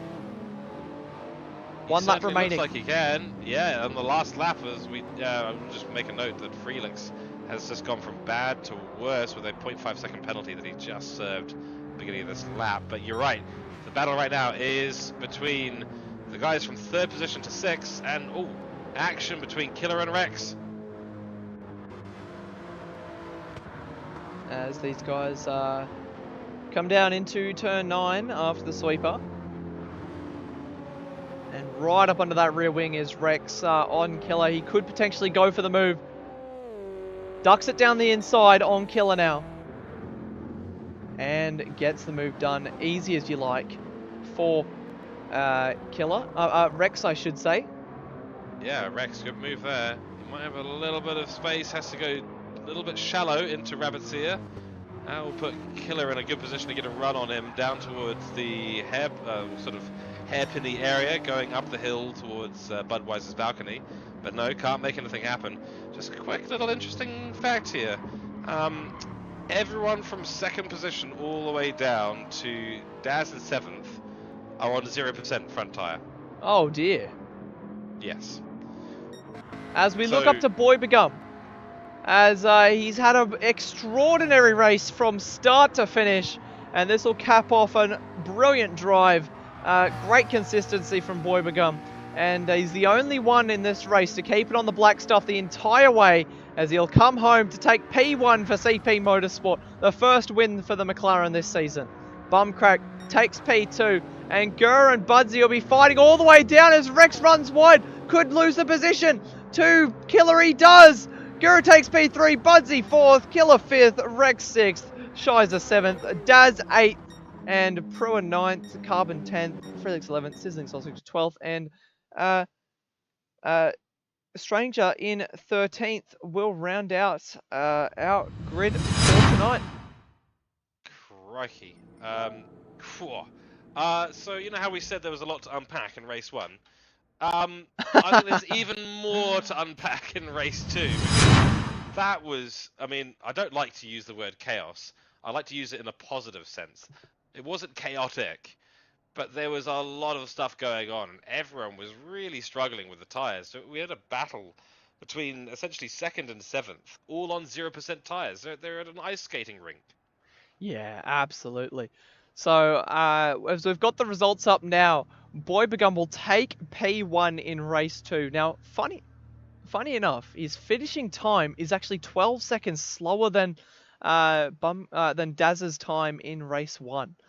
So, it just proves to you how much keeping it on the black stuff is important in a race like this.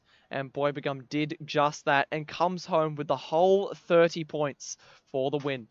Bumcrack in P2, massive recovery drive for him, and reclaims almost where he started, and comes home in P2. Gurr completing the podium for Dadson Racing in P3. Good outing for the Mercedes driver. P4 to Budsy in his Porsche. So, funny enough, we've got 4 different manufacturers in the top 4, which I think is the first time that has ever happened in division season 7, I should say. Yeah, that's absolutely correct. It's Big Willow is, it's a real proving ground. As you said, Boy Begum, the only driver in race 2 to keep it all on track. Daz doing a brilliant job to take advantage of some mistakes from people in race 1. And really lovely to see different teams up the top and different cars as well. I think Big Willow has been great with the sprint format to really mix things up in the grid and in the championship. Absolutely. As we see Killer in P5, Rex P6, Shizer in P7 with the fastest lap of a 1:11.1. He will take the extra point home today. Daz in P8. Proa P9, Carbonboy P10. After the incidents with the Obsession drivers, they find themselves fairly far down the order. Felix P11, Sizzling Sausage in 12th, and Stranger comes home in 13th.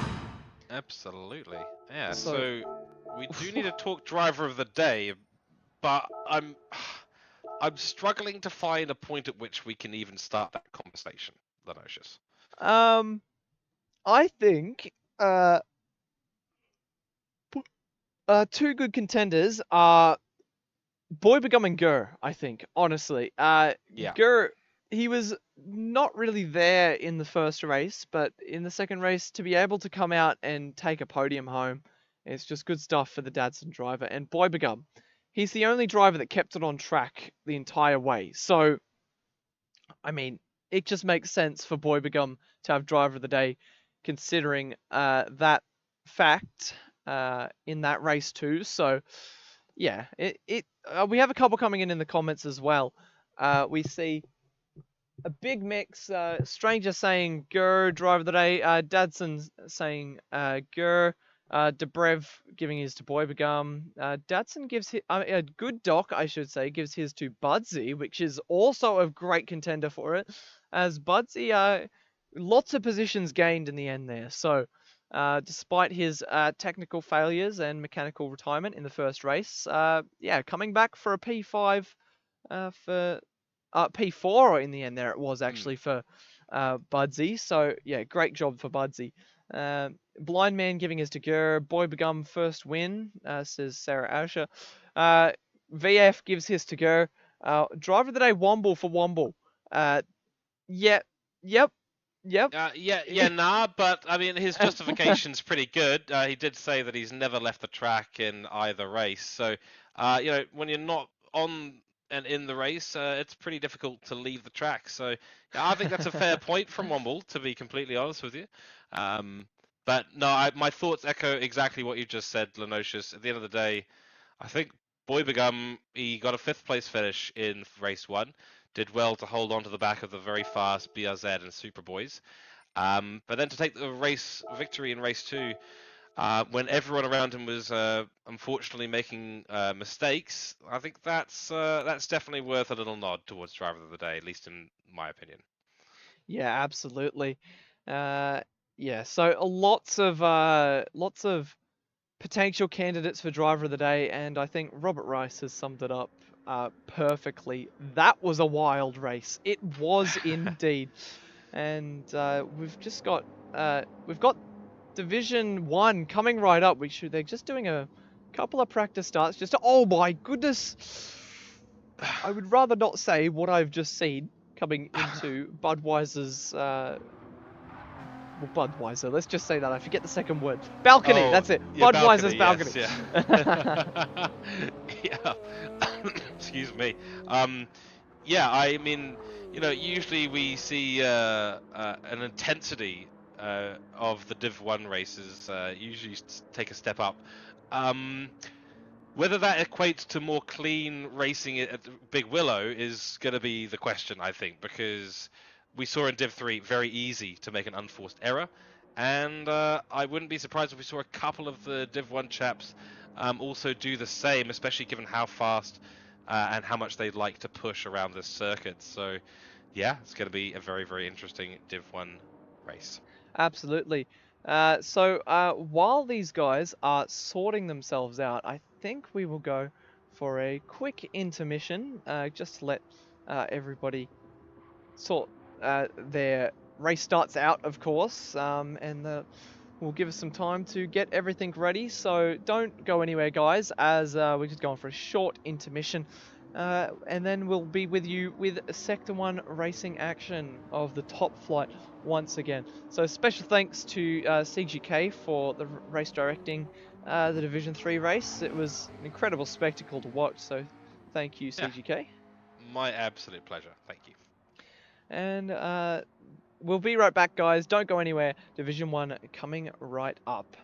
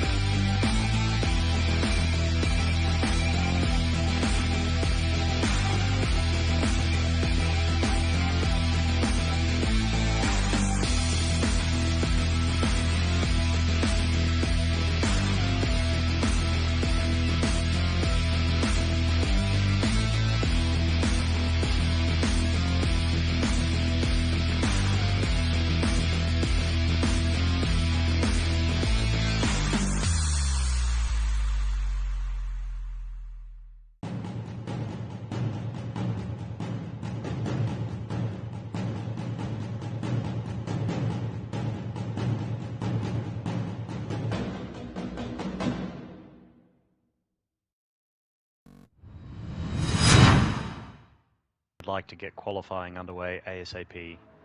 Hello, Just 'cause- Sector 1, and welcome back. It's Division 1 time, and we're here at Willow Springs once again. 10-minute qualifying followed by two 20-minute races. What more could you ask of Division 1 action? As we'll have a look at the points at the moment, see how they shape up in Division 1 so far. And it's Jish who leads the way with almost a perfect start to the season. He's only missing out on 4 points at the moment. Otherwise he would... 5 points, I should say. Otherwise it would be a perfect start to the season. GTR in P2 for Hooncorp Esports. And we have Atom in P3 for Respawn Esports. Lewis in 4th for Hooncorp. Muffin for CP in 5th. Morgan Davies 6th for Deeds. Scar in 7th for Lightning. Blind Man in 8th. Diswood in 9th. Ricky Bobby 10th. Young Wakey in P11. Corey Hack 12th. Hellraiser 13th. And Ando P14. Also, I forgot to display the Teams Championship in race in the Division 3 races. So I think, yeah, I think I'll just chuck it up now so that we can have a look. So before Division 3 race, this is how it shaped up. So Respawn Esports was in first, Hooncorp second, Kraken third, CP fourth, Lightning fifth, Doghouse 6th, Dadson 7th, Blacklight 8th, Deeds 9th, Brocky 05 Sim Racing 10th, Obsession 11th, Isa 12th, Black Rose 13th, and Red Mist rounding out the Teams Championship at the moment. So that's how things are shaping up at the moment in the championship side of things. Tonight your race director is, of course, Carbonboy. How are we doing tonight, Carbonboy?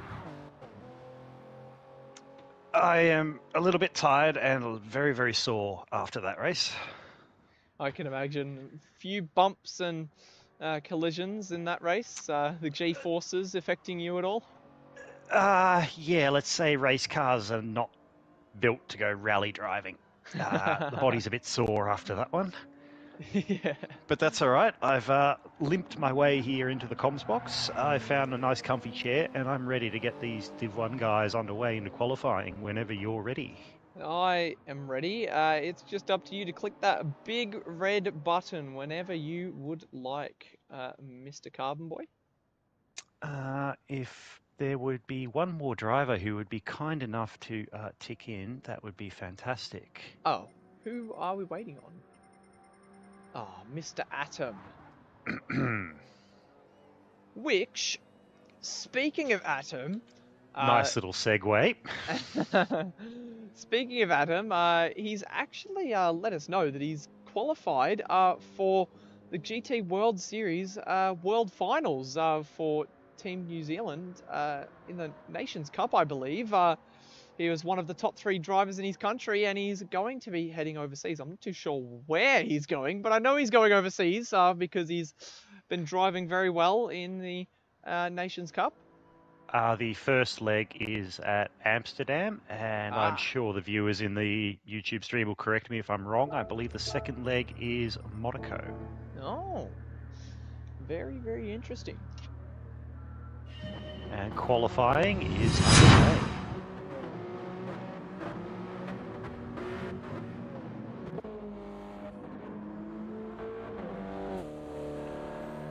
As these guys are making their way out on track, now it's Diswood who leads these guys out of the pit boxes in his Subaru. Niff, he's a new driver to Sector 1, making his debut today for Black Rose Racing, another retro livery on that vehicle. And he is replacing Ando at Black Rose Racing. So looking to make an instant impact here in this Division 1 field. Ricky Bobby from Session Motorsport, 4th man out on track at the moment. Atom, MPV, oh, Corey Hack! Oh, net code always gets me with Corey Hack. So Atom, 5th on the road, 6th is Corey. Captain Muffin just behind them. Jeesh, the other Respawn Esports driver, in the 8th man on track. Lineman 9th, Lewis 10th, GTR, the 11th driver. Lewis just behind GTR, Hellraiser in his Subaru, then Scar and Morgan Davey, who always likes to have a little bit of clear air, just waiting a little bit, giving the guys in front just a little bit of room. Is the last man out on track. So Diswood starting his first flying lap now as he comes through the rabbit's ear for the second time in this qualifying session. Barrels down towards Budweiser's balcony now. Can he nail the braking point? This cambered corner turns into negative camber and sucks the car to the outside, so you really have to hold that inside line. Same as here, as he almost runs wide, but holds it true for now as he comes through Monroe. And out onto the back straight now as he's going to head down towards the sweeper. Whoop, Adams had a little bit of an off-track excursion coming down the hill. Oh dear. Playing it very safe, very cautious rejoin. Well done, good to see. As Woody makes his way round turn 9 on his first flyer. What's the lap time going to be? As he crosses the line, 10.9. Great lap from Woody. Wakey will be next, 2 tenths down. Niff slots in behind young Wakey. Ricky Bobby straight up to P2, couple of hundredths behind Diswood. Corey Hacken, Captain Muffin, Jeesh to the top of the pile. Good lap time from Jeesh. GTR instantly improves a 10.8. 600ths over Jeesh. Great stuff from GTR. Still hunting for his first win of the season. Of course, tonight, if he takes the win or a podium, he will take the record for most... Oh, as Woody's gone. He's lost it coming out of Budweiser. Oh dear. Makes his way back onto the track. There is oncoming traffic, Woody, so I wouldn't... Just be careful, Woody. He's done well. He's sat on the outside of the track, kept an eye on oncoming cars. Good to see. So as it shapes up at the moment, GTR with provisional pole position with a 10.8. Jeesh just behind, 600s behind. But as I was saying with GTR, if he gets a podium or a win today, he will be the outright most podium sitter in Sector 1. I don't think that's the correct way to say it, but you guys know what I mean. As GTR peels his bits, Jeesh! He's accumulated the most podium finishes. Yes, thank you, Carbonboy. So Jeesh to the top of the pile now with a 10.6. Incredible lap time from the championship leader, Jeesh.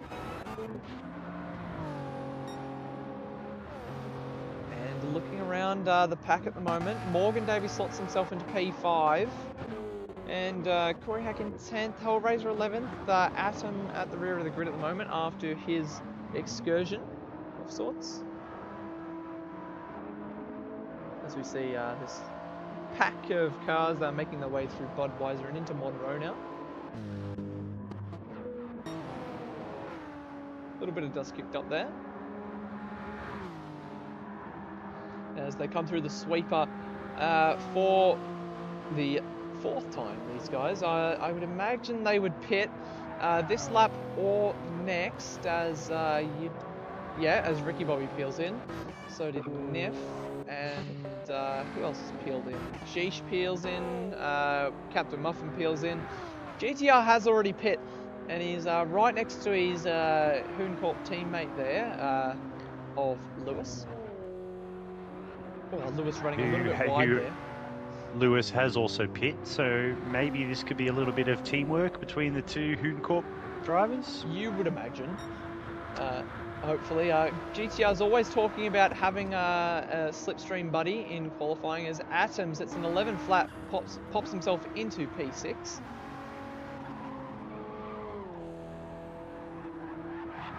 As these guys round the rabbit's ear for the 5th time. GTR is blue, not purple, just blue. As he makes his way through Budweiser balcony now. using the camber to his advantage to get on the power as soon as possible. Gets the car turned in as he approaches Monroe now. I've just been riding on board Morgan Davies, who's having absolutely no regard for fuel economy and just banging that BRZ off the limiter. Through the first sector, he was 1/10 purple. Well, speaking of purple, GTR is purple coming into the sweeper now. Can he potentially snatch the pole position from Geesh? 3 minutes remaining in this session. What's it going to be for GTR as he approaches the line? Diswood improves. GTR top of the pile by 2/10. Incredible stuff. As Lewis pops himself into 11th. Scar into Morgan P8. Davey does improve by half a second into P2. Front row on the grid for Morgan Davey. Just 400ths behind GTR. That is a heck of a drive right there. Less than 3 minutes remaining now. 110.4. Morgan And he's Davey 1/10 is purple. purple again. Oh my goodness. What's it going to be for Morgan Davey? We'll just ride on board with him as he makes his way through Budweiser's balcony now. Down into Monroe now on the approach to the wings leg. Neff improves to 7th position there with an 11 flat. Ricky Bobby at 10.8 doesn't improve his position. Or GDR has a slight off-track excursion in the final turn, decides, yep, into the pits I go. As It's Morgan Davey. It is a great runoff area, can confirm. Is Morgan Davey able to improve here? Just 400 separating him and GTR. Crosses the line? No, 300ths down.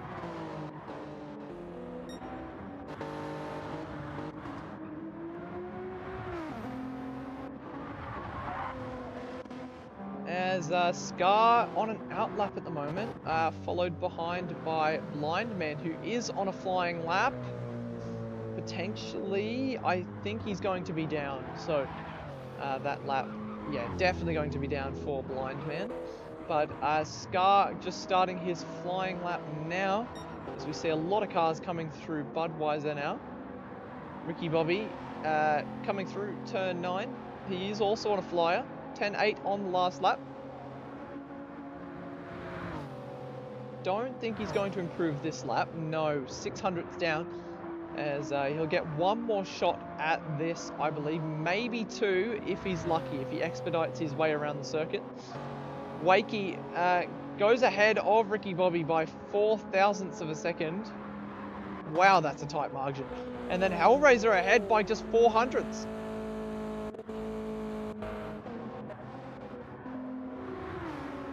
As these guys barrel down towards the finish line. Atom into P5. Great lap from him.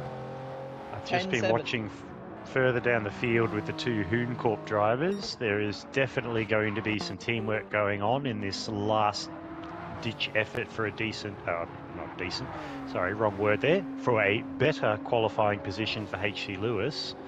At the end of the previous lap, TX3 GDRs pulled off the racing line, just slowed up to provide a bit of a slipstream for his teammate, who's currently down in 12th position. So hopefully, as he gets very sideways across the top of the hill,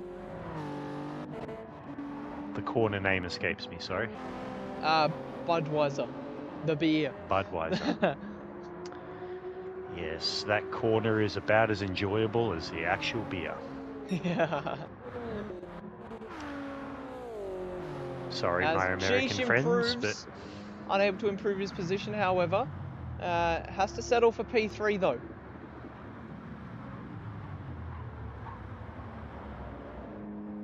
As we see some cars finishing now as they approach the checkered flag. Nobody able to improve there, as we have a couple more cars still on track. As trying to find who it is. There it is, Atom. No, he's going to be very far down. And Scar. Yeah, potentially on a flying lap. Just coming around the final corner. This could be a quick one. Maybe a last-ditch effort to take a position. Is he able to improve? No, he's going to be down. And it is also... Who else is going Nif around? is just coming Nif. onto the straight now. This is going to be tight for Nif as well to see if he can improve. Nope, doesn't improve, and just behind him it is somebody who did not improve.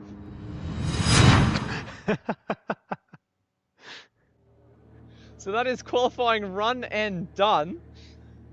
As we have a look at the results for the qualifying session there.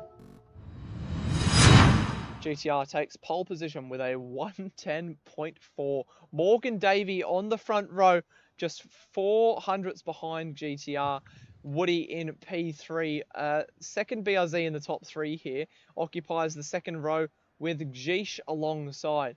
Those guys about a 1/10.5 down on GTR in the qualifying. Atom, it's a Respawn Esports P4, P5, with Atom occupying the 5th grid slot. Hellraiser in P6 for Brookyear 5 Sim Racing. Young Wakey P7 for Kraken Esports. Ricky Bobby in P8 for Obsession.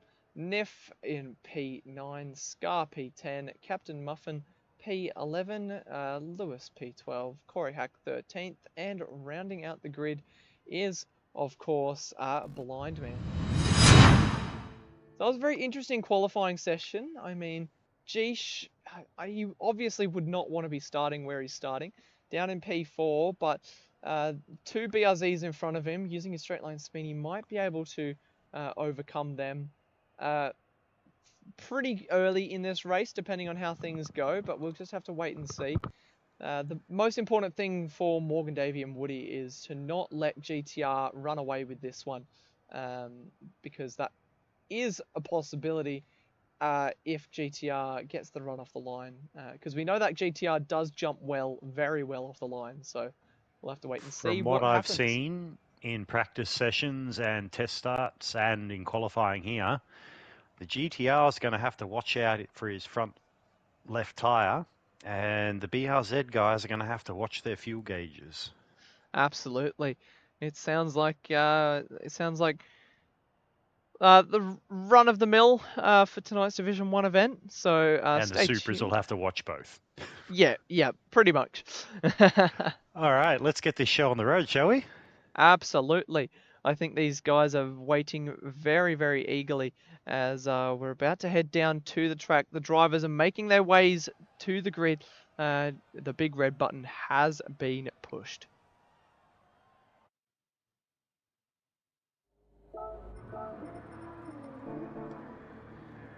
As they're all lined up now, GTR on pole, Morgan Davey alongside, of course.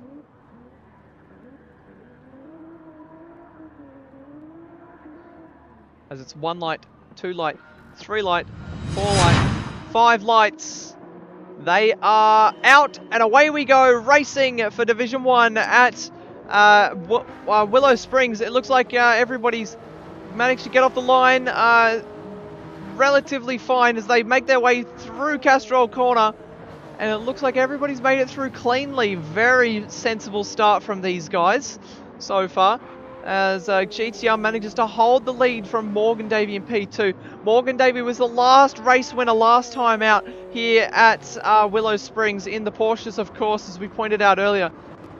As these guys make their way towards Budweiser's balcony now. Single file pretty much the entire way through the pack. No moves being made so far. Oh, as we see somebody being shuffled out wide, that looks like Ricky Bobby manages to hold the position from Nif in P8 and 7 as these guys make their way down towards the wings leg. There has been a bit of a concertina effect throughout the field with a few drivers getting checked up, but little bit of contact, but nothing severe, no damage caused, no one's off track, so play on as far as I'm concerned. Yeah, from Ricky Bobby back, we have 5 cars in the space of about a second there, so very, very tight stuff at the moment. Single file mostly for this Division 1 race. Do we see any moves being pulled? We do up the back. It looks like Captain Muffin on Lewis potentially, but has to back out, unable to have the straight line speed there. As we check back up the front, GTR edging a bit of a gap to Morgan Davey behind. 6/10 it currently sits at. Morgan Davey won't let GTR get away that easily though, as these guys head up to Budweiser's corner. I am quite the fan of the gold and black livery on the CP Motorsports McLaren. I'm sure it's a throwback to one of their earlier liveries. If someone in the YouTube chat could tell me which season it was, I have a feeling it's before my time. But I think I have seen one of the CP cars with that livery before. I didn't even realise that, actually. You might be onto something. I thought, yeah, now that you mention it, I thought it was the same livery he's been running the whole season as Muffin sticks his nose down the inside of Lewis. Can he get it done? What a move from Muffin. Absolutely incredible stuff from Muffin to get his car up into P11, as we'll try and catch that one on the Next Level Racing Action replay. But there might be a return to sender here from Lewis, unable to do so, as we'll have a look on the replay. Muffin, he just got the run on Lewis, was able to stick his nose down the inside there and get the car pulled up into turn 9, get the car turned in on the power, easy as you like for Captain Muffin. Very sneaky move to pop himself up into P11. Just back up the front, we've got the two BRZs. Oh! Geesh is gone! No, that's not Geesh, who's that? Oh, that's Adam! Adam! Oh dear! As he's beached up near that marshal's post up there. As we'll try and catch that one on the Next Level Racing Action replay. I'm not too sure what's happened there at all. Has he just had an oversteer moment potentially? We caught the tail end of that. Oh, I see. Just a gone big off snap. That corner myself, my heart goes out to him. It's quite bad when you're stuck there. Yeah, he had a big snap of oversteer, overcorrection, and there's nothing you can do from that point onwards, unfortunately. So that unfortunately for Adam, that's the end of his race 1. He'll just have to keep his head down and hope for a good result in the second race. But for now, GTR holds on to the lead of the race, still sitting at around that 6/10 mark over Morgan Davey. So about halfway through this first stint for these guys, do you reckon we could get a tyre and fuel update so far, Carbonboy? No worries. So far, GTR, as expected, is completely cooking that front left. It's probably getting close to 60% worn at this stage, which on lap 4 is not great. And he is a fraction over 3/4 of a tank of fuel. Morgan Davies is about 55% worn on that front left, probably about 70% left in the fuel tank. Woody, about the same for tyre wear as Morgan Davey, but in a much better situation for fuel, being about between 75 and 80%. Geesh in the Supra is sitting bang on 3/4 of a tank, probably about 60% wear on that front left. I'm not worrying about the rest of the tyres because, let's be honest, at this track, they don't matter. Hellraiser in the BRZ, also probably about 60% wear on that front left, bang on 3/4 of a tank of fuel. Ricky Bobby, identical for fuel, but only about 55% wear on that front left, so he's managing that front left quite well in the Supra. Young Wakey, probably 60% wear on the front left, fraction under 3/4 of a tank of fuel. Niff in the GDR, that front left is hating life. It's probably about 80% worn at this stage. He's about 70% left in the fuel tank. Just behind him, breathing down his neck, is Scar with a front left that is also hating life. That's probably got about 15% left on it. And about 70% left in the tank. Captain Muffin behind him, probably got about 35% left on the front left tyre. As Muffin gets his car down the inside of Scar there, poor exit from Scar. And Muffin moves himself up into P9, potentially. Scar tries to hang it around the outside, but Muffin holds the position. Oh, Scar's found the dirt. Scar's found the dirt. Hold on to it, Scar. HC Lewis goes past, who has probably, say 70% fuel left in the tank, 80% wear on that front left. Corey Hack's doing quite well on the tyres, actually. He's just past halfway worn on that front left. Not so great on the fuel. He's got about 65% left in the tank. Blind Man's front left is completely bald, completely red, dead, gone, kaput. And fuel, not great either, probably about 65%. And poor Adam, quite a way back. He's about 65% left in the fuel tank and maybe 80% wear on that front left. As Morgan Davies has snuck into the lead just quietly. Oh, wow, what's happened there? Geesh, Atom must have had it off. I mean, not Atom, GTR. Because now he's also under pressure from Woody. He has had a moment because that front left of his is completely dead. He As did he a loses the position. 1:13.3 on that last lap compared to 1:11s for previous laps. So he's now under pressure from Geesh, who's, well, hasn't got much more life left on that front left of his. That's like a fraction of white in a red bar. As Morgan Davies has just lost the last bit of white in the wear indicator on his front left. Diswood's front left is also dead. Okay, let's scroll down the field and see who's still got some front left tyre left. Geesh has a fraction. Hellraiser hasn't got any. Ricky Bobby's probably got the healthiest front left tyre out of the entire field right now. Does he have 2%? He's probably got a bit between 5 and 10, to be honest. As Morgan Davey is the first to blink, peels into the pits. Woody, GTR and Geesh all go around again. Is the undercut going to hurt him in the latter stages of this race? That's the big question now. I think he's going to drop all the way to the back here. Yeah, he's going to come out in P12, just behind Scar there. But now GTR sitting behind Woody at the moment in P2. As a Division 3 driver, it's quite fascinating for me to sit here and just see how quickly and efficiently these Division 1 drivers can murder their tyres. I did not think it was possible to kill a tyre in 5 to 6 laps, and yet here we are. Wow. But as we said earlier, the track temperature plays such a massive role in how quickly those tyres will wear. And as we see, GTR and Geesh, oh my goodness, Geesh, I would not want to run any wider than what you just did through that corner as these guys all peel into the pits. Ricky Bobby goes around again. That's an interesting call at this stage in the race. So we approach the halfway mark.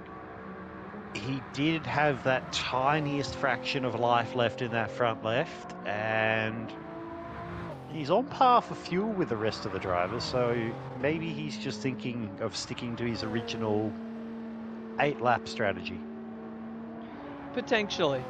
I mean, he might even have the overcut that'll allow him to be on the fresher tyres for the remainder of this race. So, or he could just be trying to get his statistics up of laps led.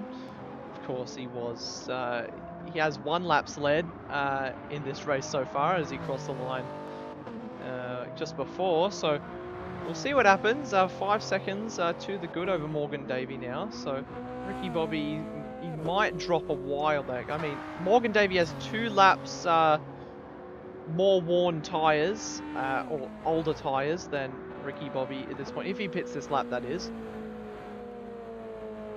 I wonder if Morgan's going for the 2-stop. I mean, potentially. I mean, pitting on lap 7.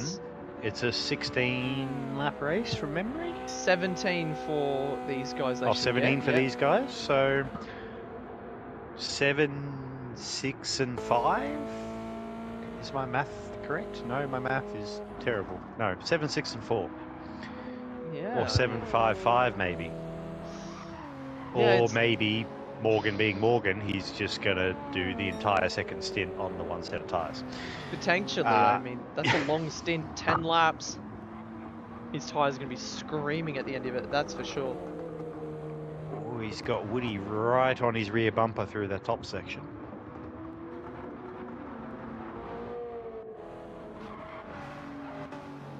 as there's a little bit of a battle forming between Muffin and Ricky Bobby at this stage.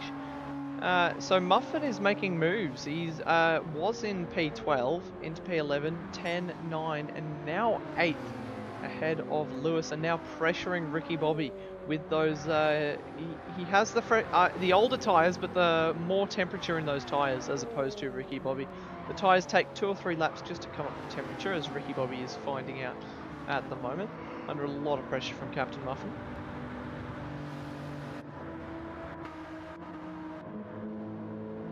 And Blind Man under a lot of pressure from Scar as well here. Scar could potentially go on a move on the Mercedes driver. Yes, he does. Gets it done well and truly before the corner there. So good move from Scar to get in front of the Datsun driver.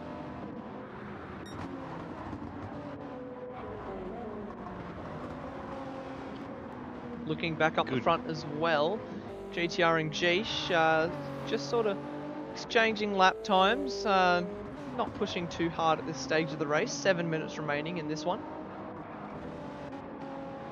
It is a nice little battle that I've been following along with for the last 2 laps. It's, oh, hello. Looks like Woody's had a little bit of a mistake in that sector. It's just dropped back into the clutches of GTR. He does also have the fastest lap of the race at this point too, so doing a great job there, Woody.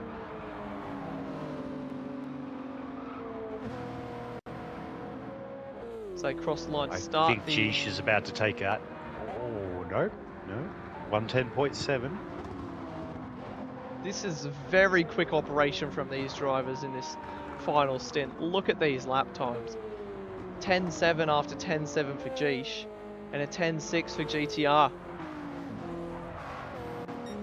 Speaking of which, I'd just like to start a petition to have Mr. Bumcrack moved up to Division 1 after seeing his qualifying times. Like, I saw him running 11s in practice and was thinking, oh my god, here we go, I am not going to beat this, and then drops a, what was it, a 10.9? Yeah, Bumcrack and Freelix both had... Geesh has had a moment. He's put a rear wheel onto the dirt. He's managed to hang on to it, but he's dropped 2 seconds back from GTR. He might lose the position to Hellraiser here, of course.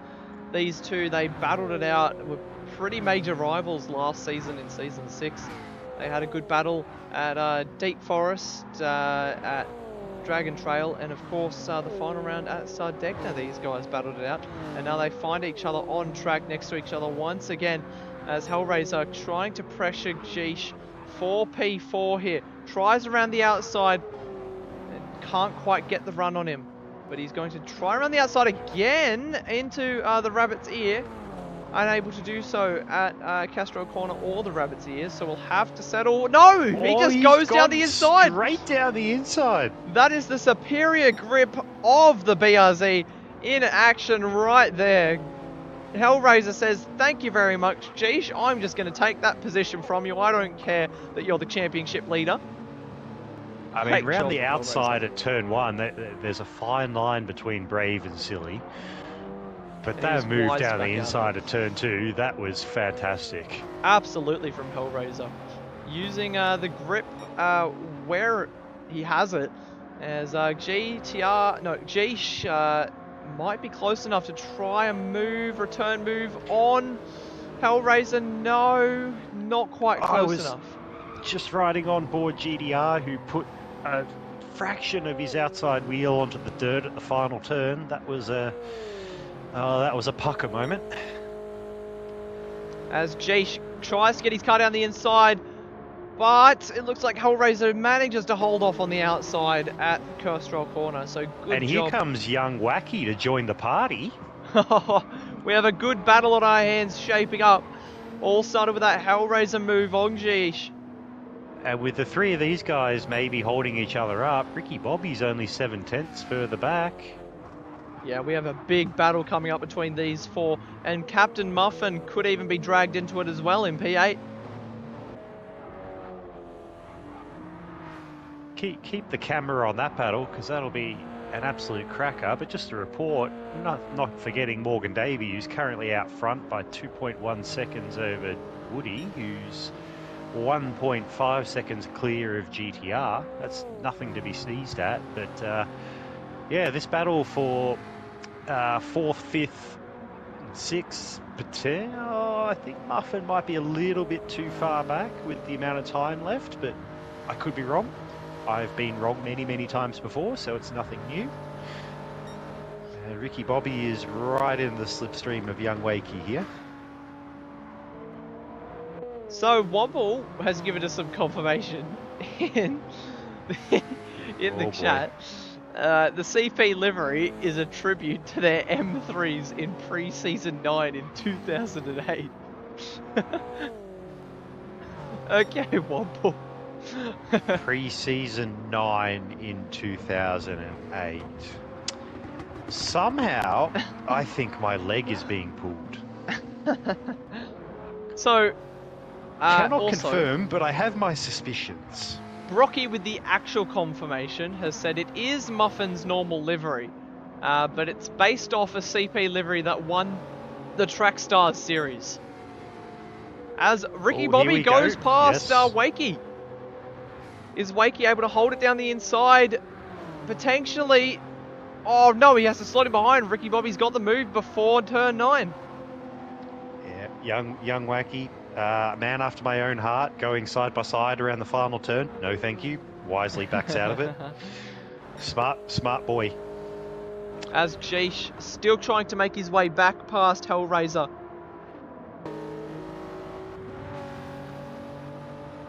So, tyre report, Morgan Davies, about 5% left.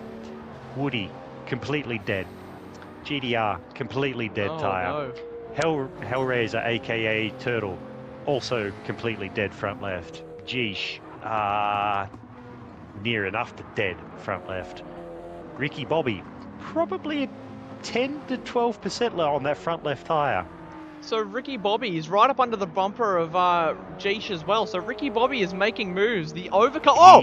As GTR is off! Oh no! Struggling to stay on the track.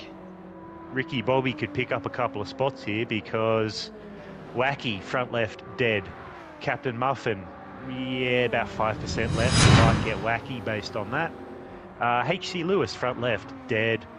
Niff, front left, dead. Corey Hack, 5%. Adam, maybe 10%. Scar, dead. Blind Man with a half-second penalty, front left, dead. Oh, so no tyres left from anybody.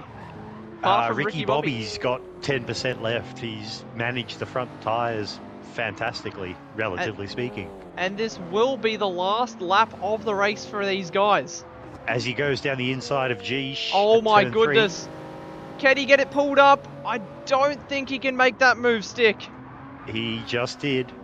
Oh, manages to hold it around the outside there from Geesh, I should say, as we have confirmation from race control. This is the checkered flag and the final lap of the session, as these guys barrel down through the chicken from the wings leg, I should say, not the chicken's leg. As it will be Morgan Davey who's going to hold off from Diswood by only a couple of tenths as they round turn 9. This will be the second win of the day from Morgan Davey. I can hear Karen screaming from Oh, pit lane. no!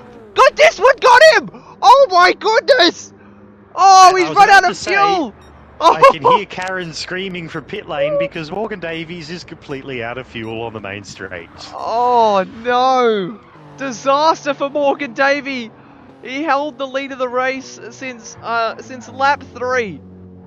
Oh, that's heartbreaking. Oh no! Oh no! Cue the Deeds Fuel Man jokes. Oh no! As we watch on the Next Level Racing action replay once again, he just ran out of fuel and Diswood got the position! Oh wow. Oh my. That's... Yeah, look, I'm going to keep my distance from the Deeds garage at the moment because there is a very, very angry Karen in there right now. As There Good is Dog a- says, deeds and fuel, the jokes write themselves. Yeah, I don't need to say anything. It's just done for me. But Oh, wow. at the same time, I've got to say my commiserations, Morgan Davey. That's heartbreaking, mate. Just do us all a favour, please. Keep an eye on the fuel gauge in the next race, please. Oh, absolute heartbreak for Morgan Davey. As we have a look at the official results for race 1.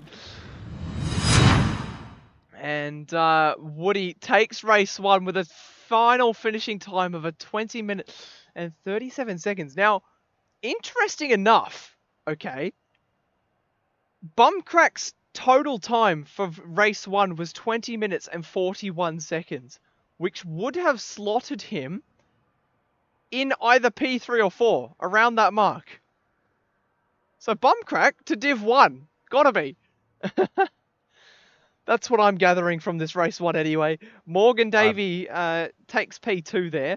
GTR in P3, Hellraiser P4, Ricky Bobby P5, Geesh P6, Captain Muffin in P7, Wacky P8, Lewis in P9, Niff P10, Corey Hack 11th, Atom 12th, Scar 13th, and Blindman completing the order for race 1. So there's a lot to unpack in that race, that's for sure. It's starting to look a little bit like a single file washout, but these guys came in clutch and gave us a lot of drama towards the end there. Ricky Bobby making moves, maybe fighting his way through the pack, and Morgan Davey almost holding out against Woody, who takes race 1. I gotta say, after a couple of spicy test starts, I got to say, guys, in Division 1, very, very impressive with your first couple of laps behaviour. That was very sensible, very clean. As race director, I could not be happier. So, well done, gents. Let's do it again for the second sprint race. Let's do that exact same thing again. As we have race 2 coming up momentarily, is the grid order set? No. So I think we're going to go for a quick intermission, guys. Stay tuned. Race 2 coming right up. That's Lenocis and Carbonboy going on the intermission. So we'll be right back, guys. Catch you in a couple of minutes.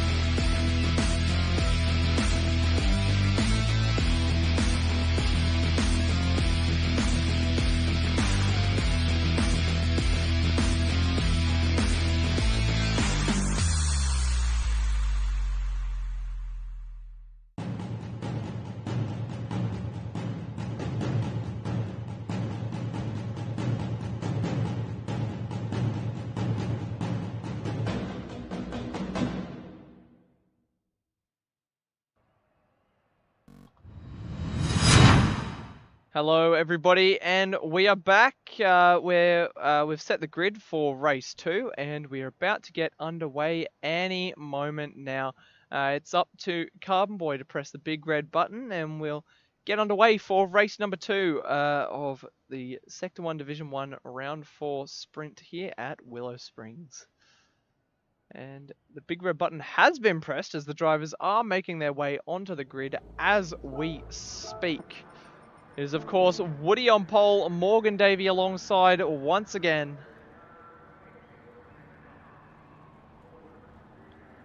Those GDRs will be cars to watch off the line. Absolutely. As 3 lights, 4 lights, 5 lights.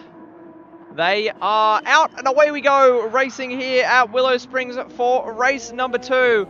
It looks like Ricky Bobby got a horrendous start under a lot of pressure from Muffin. And Geesh tries around the inside of Ricky Bobby too. Gets it done. Oh, Ricky Bobby's gone! Oh no!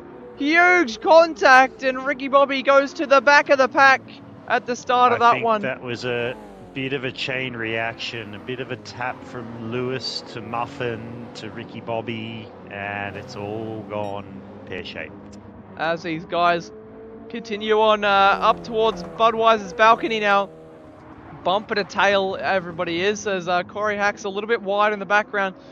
A bit of a dust cloud on the top of the hill there, as these guys travel down towards Monroe now.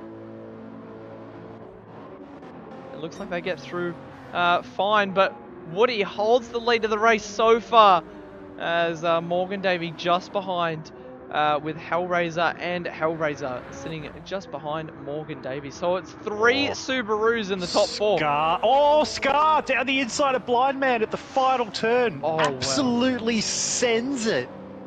And now that puts him under pressure from Atom as well. And who's that? That's Corey Hack. And Corey Hack joining the party. Here we go. Blind Man has lost 4 positions in 1 corner.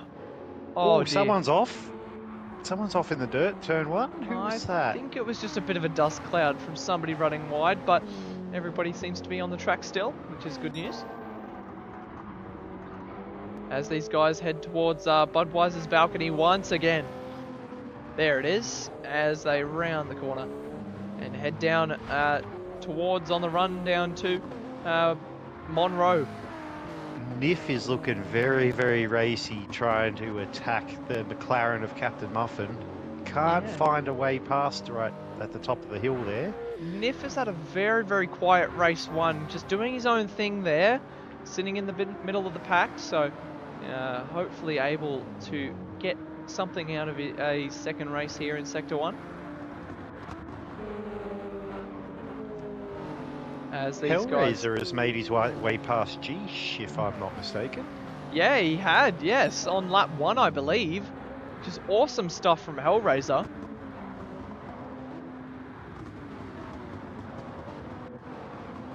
As Lewis under a lot of pressure from Captain Muffin now. Is Muffin able to chuck it down the inside? No, he is not. But if now he's under pressure. H.E. Lewis puts a foot wrong here, he's in a world of pain because he's got Captain Muffin, Niff, Wakey, and Scar's not far behind either, and Adam, again, only a couple of tenths behind him, so... Oh, very wide from Lewis, and Muffin's right up under his rear wing. That could have spelt disaster, as we have 5 cars bumper to tail here, as these guys barrel down towards the wings leg. Niff has a little bit of a look down the inside of Muffin. Can't quite make it stick. Sensibly decides to back out of that. As you can just see the difference in lines for all the different cars. Niff running very wide, barely holding onto it. But now that opens up the opportunity for an overtake. Muffin having a look into turn 1. Gets it done, and in the background we see Wakey going down the inside of Niff as well, and they're both gone! Both of the cars on the outside! Lewis, loses so many positions there. Drops all the way back down to 11th. That's how brutal this series is. I can't help but wonder if there's some clicking of some stewards' pens on that one, but being a race director and not a steward, I'm staying out of it. I will leave it up to the applicable parties to submit any reports that they see fit, and that is my politically correct way of saying I ain't touching that with a 30-foot pole.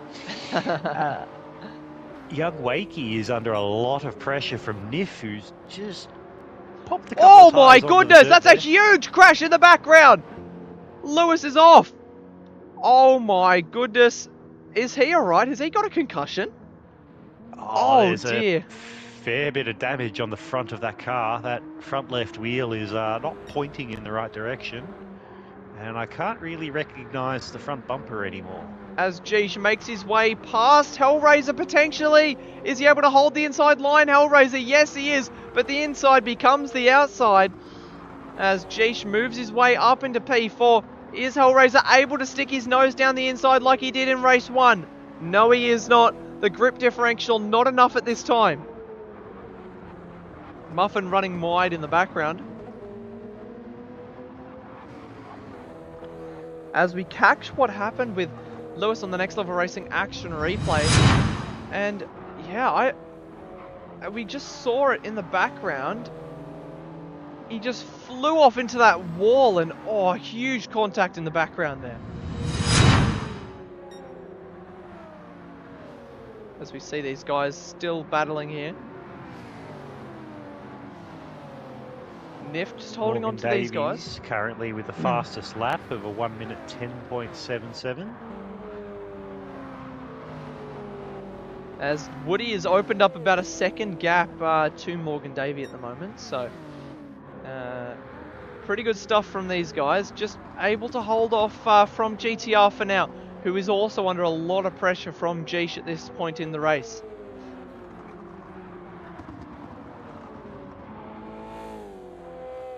These guys come through the rabbit's ear for the 6th time. And how are the fuel and tyres looking for these guys? Do these guys have anything left on the tyre? So up the front, Woody has about slightly under 10% life left on that front left, and about 65% fuel in the tank. Morgan Davies actually doing a little bit better for tyres. He's probably got about 15% on that front left, near on identical for fuel. GTR has about 5% left on that front left, and about 65% fuel left in the tank. Geesh about 10% left, same fuel as GDR. Hellraiser, his front left tyre is now completely dead.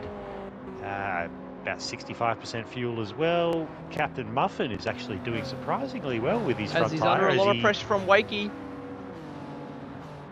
Wakey able to get the move done? Yes, he is. Straight line speed of that Supra, no match for the McLaren on this occasion. Well, those two cars are near on identical for fuel and tyres, with about 10 to 12% left on that front left tyre, and about 60% fuel left in the tank. Niff, who's just behind the two of them, his front left tyre is completely dead, maybe 55% fuel left in the tank. Scar's front left is dead. Corey Hack's front left has got about 10%, with Atom doing slightly better, maybe 12-13%. Scar's had a bit of an off, which checks up Corey Hack and lets Atom slip on through. Or a little bit of lag / net code going on there, but nothing untoward. Looks like a little bit of an argy-bargy, but these guys seem to have sorted themselves out there.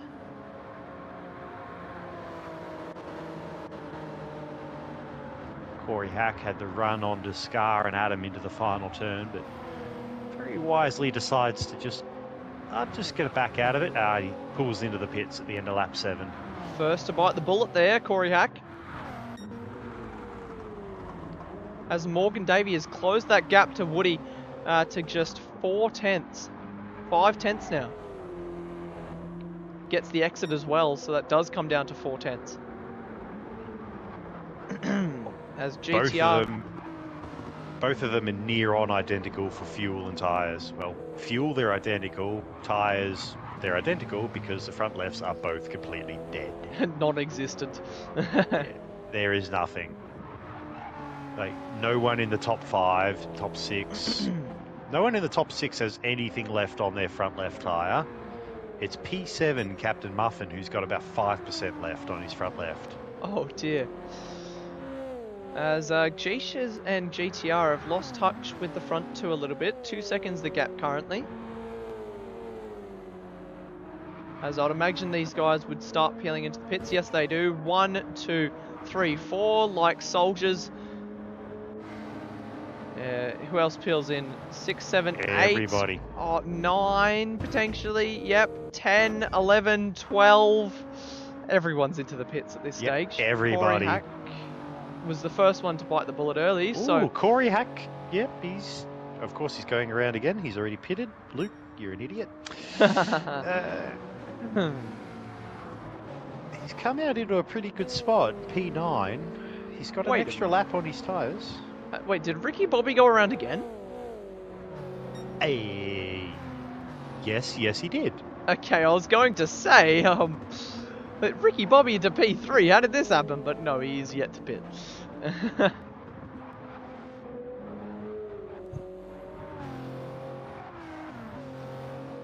As GTR might be able to get a little bit of slipstream off Ricky Bobby as well here, just to draw himself back into Morgan Davey potentially. As Morgan Davey potentially trying for a move on Woody. This is the closest he's been to him all race. Woody going very defensive there. As he edges a little bit of a gap, 4 tenths now between those two. As Ricky Bobby eventually peels into the pits. Question is, where is he going to come out?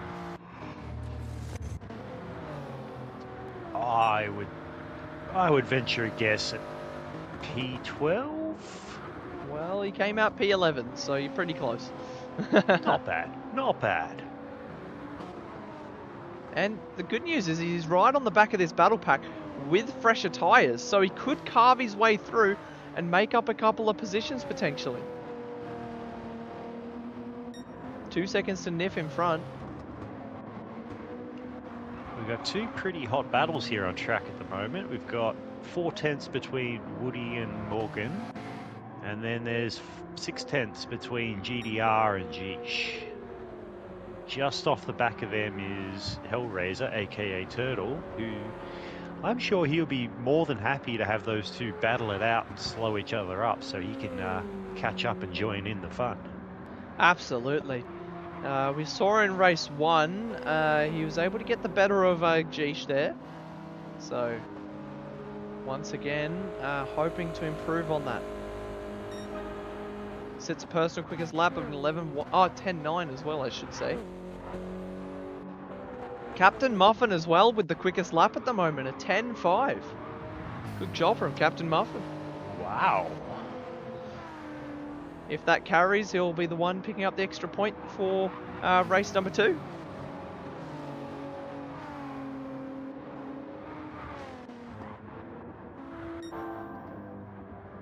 As Woody and Morgan right up under the rear wing of Woody.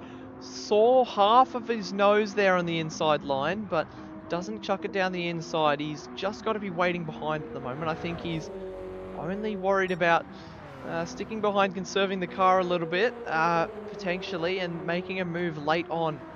But knowing Morgan Davey... You say that, and he goes 800ths purple, and throws it down the inside, if you don't mind.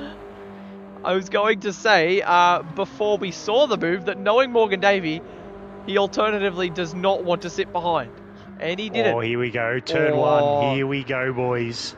Woody chucks it down the inside. Morgan Davey. Oh! But he's still holding his ground. And he sticks it down the inside. Oh, my goodness. Pure, incredible bravery. I don't think there was any touch there. I think Morgan just went a little bit wide himself. Oh, this could get very, very interesting. Oh my, Morgan runs wide. But he's still got the inside line. Oh my goodness, this is bringing GTR into things as well. But now Woody's has the inside line. This is an incredible battle between 2 heavyweights. GDR and G should be watching this and just licking their lips and saying, yep, that's the way, boys. Thank you very much. And now Woody has the run on Morgan. As they come into the sweeper now and turn 9.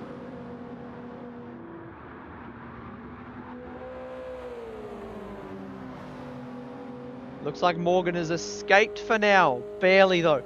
But GTR and G both have slipstream. They're going to be clawing their way back into this battle. We have a 4-way battle on for the lead on our hands, guys. As G drops the fastest lap of a 1:10.5. Sorry, Muffin. He did have the benefit of a GDR slipstream for that, so That you is can very take some true. consolation there, Muffin. As Woody's lost touch with Morgan a little bit now, just 5/10 the gap, 3/10 now. I think these two drivers, despite being in the same car, have their strengths and weaknesses around this track on different corners. So while they'll sort of... The gap seems to ebb and flow a bit depending on which part of the circuit they're on. Absolutely. As Geesh is right under the rear wing of GDR's Chucks it down the GTR. inside. Ooh, thinks about it, gives it a long, hard think, Geesh. Oh, he definitely thought about that. But now he's got the run. And he's going to be able to chuck it down the inside, potentially into Castrol Corner. No, doesn't. Wisely backs out. That would have been a very brave, using that term loosely, move to throw it down the inside of that one. So we'll have a look on the Next Level Racing Action replay at the heat of that battle between Woody and Morgan. So Morgan, they both run wide through the first turn. And then Morgan barely holds onto his car and then manages to chuck it down the inside into Rabbit's ear.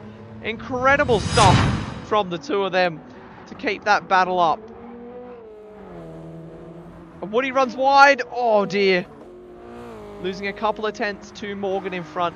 That gap opens up to 8 tenths, bringing GTR into things once again.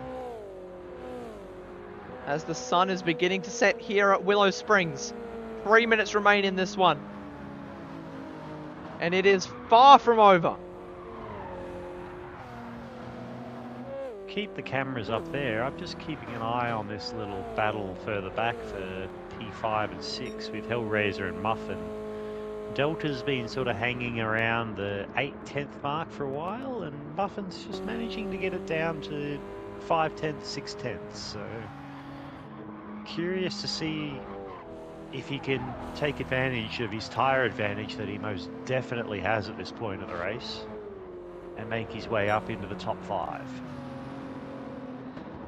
As these guys make their way up through Budweiser's balcony now. Geesh right up under the rear wing of GTR. You would imagine he would make a move sometime in the near future. Time is running out. As that sun is beginning to set behind those mountains up there. The shadows start to drift away. And these guys battle into the night. Not long to go now. 2 minutes remaining in the 20-minute sprint.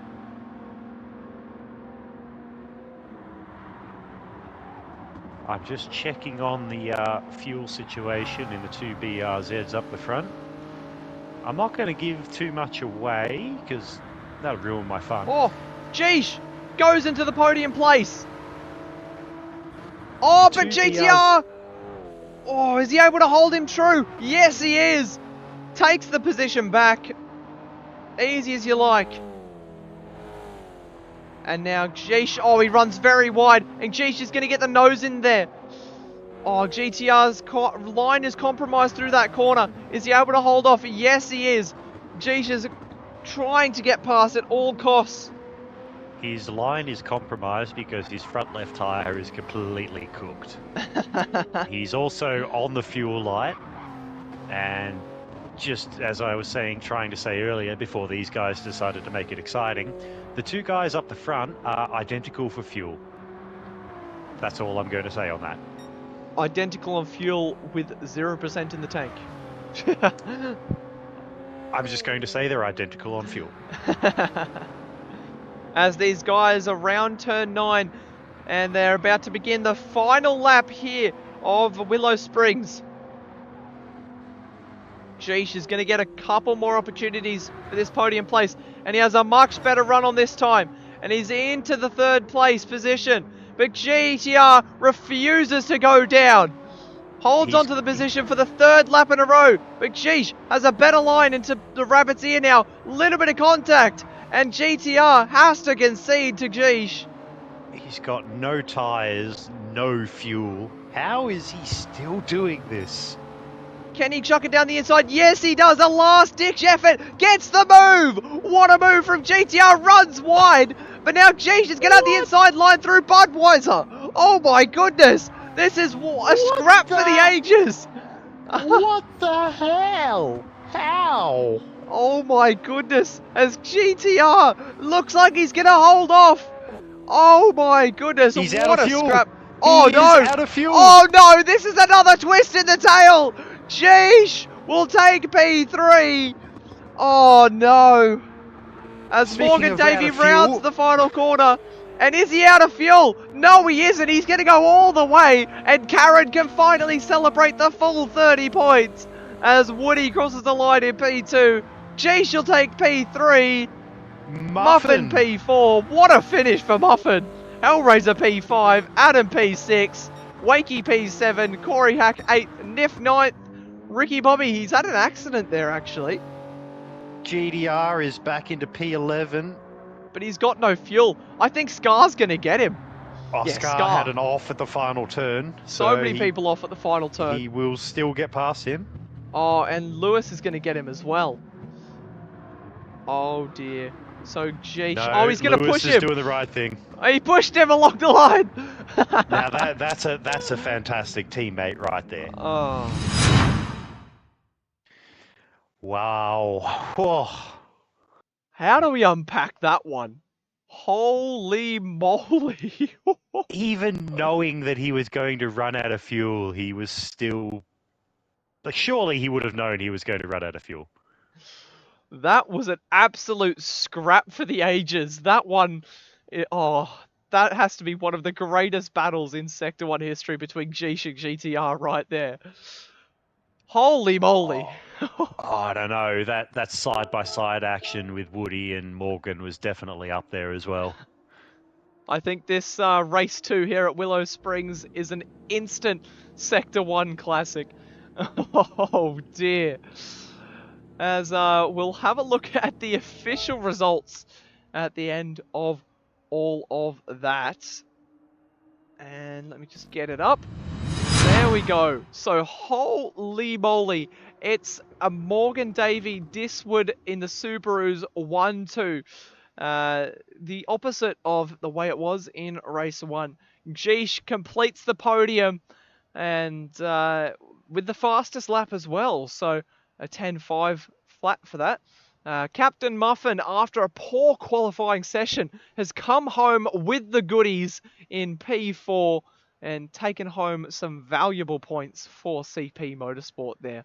Hellraiser in 5th position, and the other BRZ in this race tonight. Atom in P6. That is an extremely quiet P6 for Atom. When did Atom get into P6? Holy moly. Wakey in P7 and Corey Hack P8. Niff P9, Ricky Bobby P10, Scar P11. GTR, after an incredible final few laps battle, has unfortunately finished all the way down the back of the pack in P12. Lewis in P13, showing awesome sportsmanship to his teammate. And Blind Man completes the order tonight. But holy moly, that was just gobsmacking, incredible race. So who's your driver Willow of the day? Springs brings out everything. Oh, wow. So who's your driver of the day, Mr. Carbonboy? Well, where do I start? The obvious choice is, of course, Morgan Davies. That was a fantastic drive, fantastic battling, held his nerve, held his line, managed to finish on the top step. Certainly can't discount that. My other thought is Captain Muffin from a rather, I can't recall off the top of my head what he started on the grid. Was it P9, P10? In qualifying, he qualified P11, I believe, with an 11.1, which what did he start race 2 in? He was fairly high up, I believe, P7, P8, around there. Yes, P7. But even still, yeah, he's my other driver of the day nomination. I think drove a solid quietly. race, kept himself out of trouble, held his nerve when he had to. Did fairly good. Yeah, there's so many options for driver of the day tonight. I mean, Woody, he drove excellently, proving that he can compete at this level, as some people had doubted in the first few races, but coming to play he did. These boys played for keeps the entire way, duration of the 2 races. Morgan Davey, with that incredible drive in the second race, some awesome overtakes as always from Morgan. And also Hellraiser. Hellraiser was just sort of the quiet achiever of tonight. I know I've said 3 Subarus, but the Subarus were just the car to beat tonight. And yeah, they were just impossible to catch, particularly Diswood and Morgan Davey up front. But yeah, also, as you've already said, Captain Muffin, incredible drive in the 2 races to get himself, turn his qualifying, which is pretty nothing like, into something that was worthwhile. And yeah, Muffin completed that today. So yeah, I think I'm going to have to give my driver of the day to Muffin for that awesome drive. As we see a couple coming in the chat. Robert Rice says driver of the day Diswood. Sarah Asher says Woody. I'm going to take that as a driver of the day nomination. But Carrot Unleashed, driver of the day Muffin. Bumcrack says Morgan, driver of the day. Womble award to Muffin, I mean, said Karen. Yes, it is the Womble now. Muffin says driver of the day Diswood. Womble says driver of the day Womble. Womble's got driver of the day in both the Div 3 and the Div 1 race tonight. So good job to Womble. Congratulations, Morgs, says Tamsanar. So wowee, just incredible racing up and down the grid. You could give that driver of the day to 3 or 4 drivers easily. Just so much great racing action tonight. And for the most part, it was relatively clean. I mean, these boys, they in Division 3 and Division 1, they, for the most part, listened to the announcements that were sent out during the last week to crack down on driving standards. And Willow Springs, it's not a very nice track to be on the receiving end of an incident, and it seems like these guys have kept it more civil than they have in the previous rounds, so that's always great to see. So yeah, good round overall, I think. I think it definitely could have gotten a lot worse. Absolutely. There was a few bit of bumping and grinding going on, but in the grand scheme of things, I think the drivers have done well. And I'm struggling to get out of the chair in the comms box here at the moment. My body is still quite sore, so I might have to go off and see a chiropractor, I think. So that's everything I have to say for tonight. Do you have anything else to say before we sign it off tonight, Carbonboy? As always, thank you very much to all the drivers for putting on a fantastic show, yourself and CGK for your efforts in the comps box and on the stream tonight, and of course to everyone watching the stream tonight. Thank you for tuning in. Yeah, very special thanks to yourself, Carbonboy, for all the awesome work you do for these race directing gigs that you put on for us every week. So thank you very much. I'm sure the entire community thanks you for your service. Most welcome.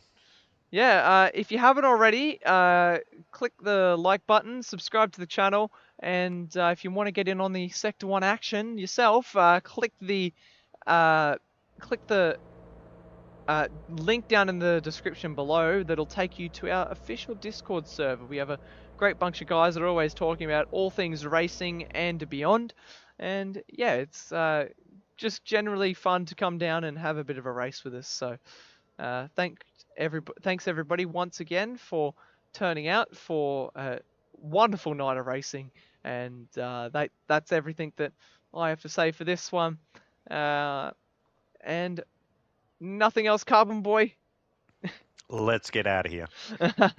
Alright, that's Lenocis, Carbonboy, and CGK signing off for tonight. Thank you everybody for showing up, and we'll catch you in the next event. We'll catch you guys later.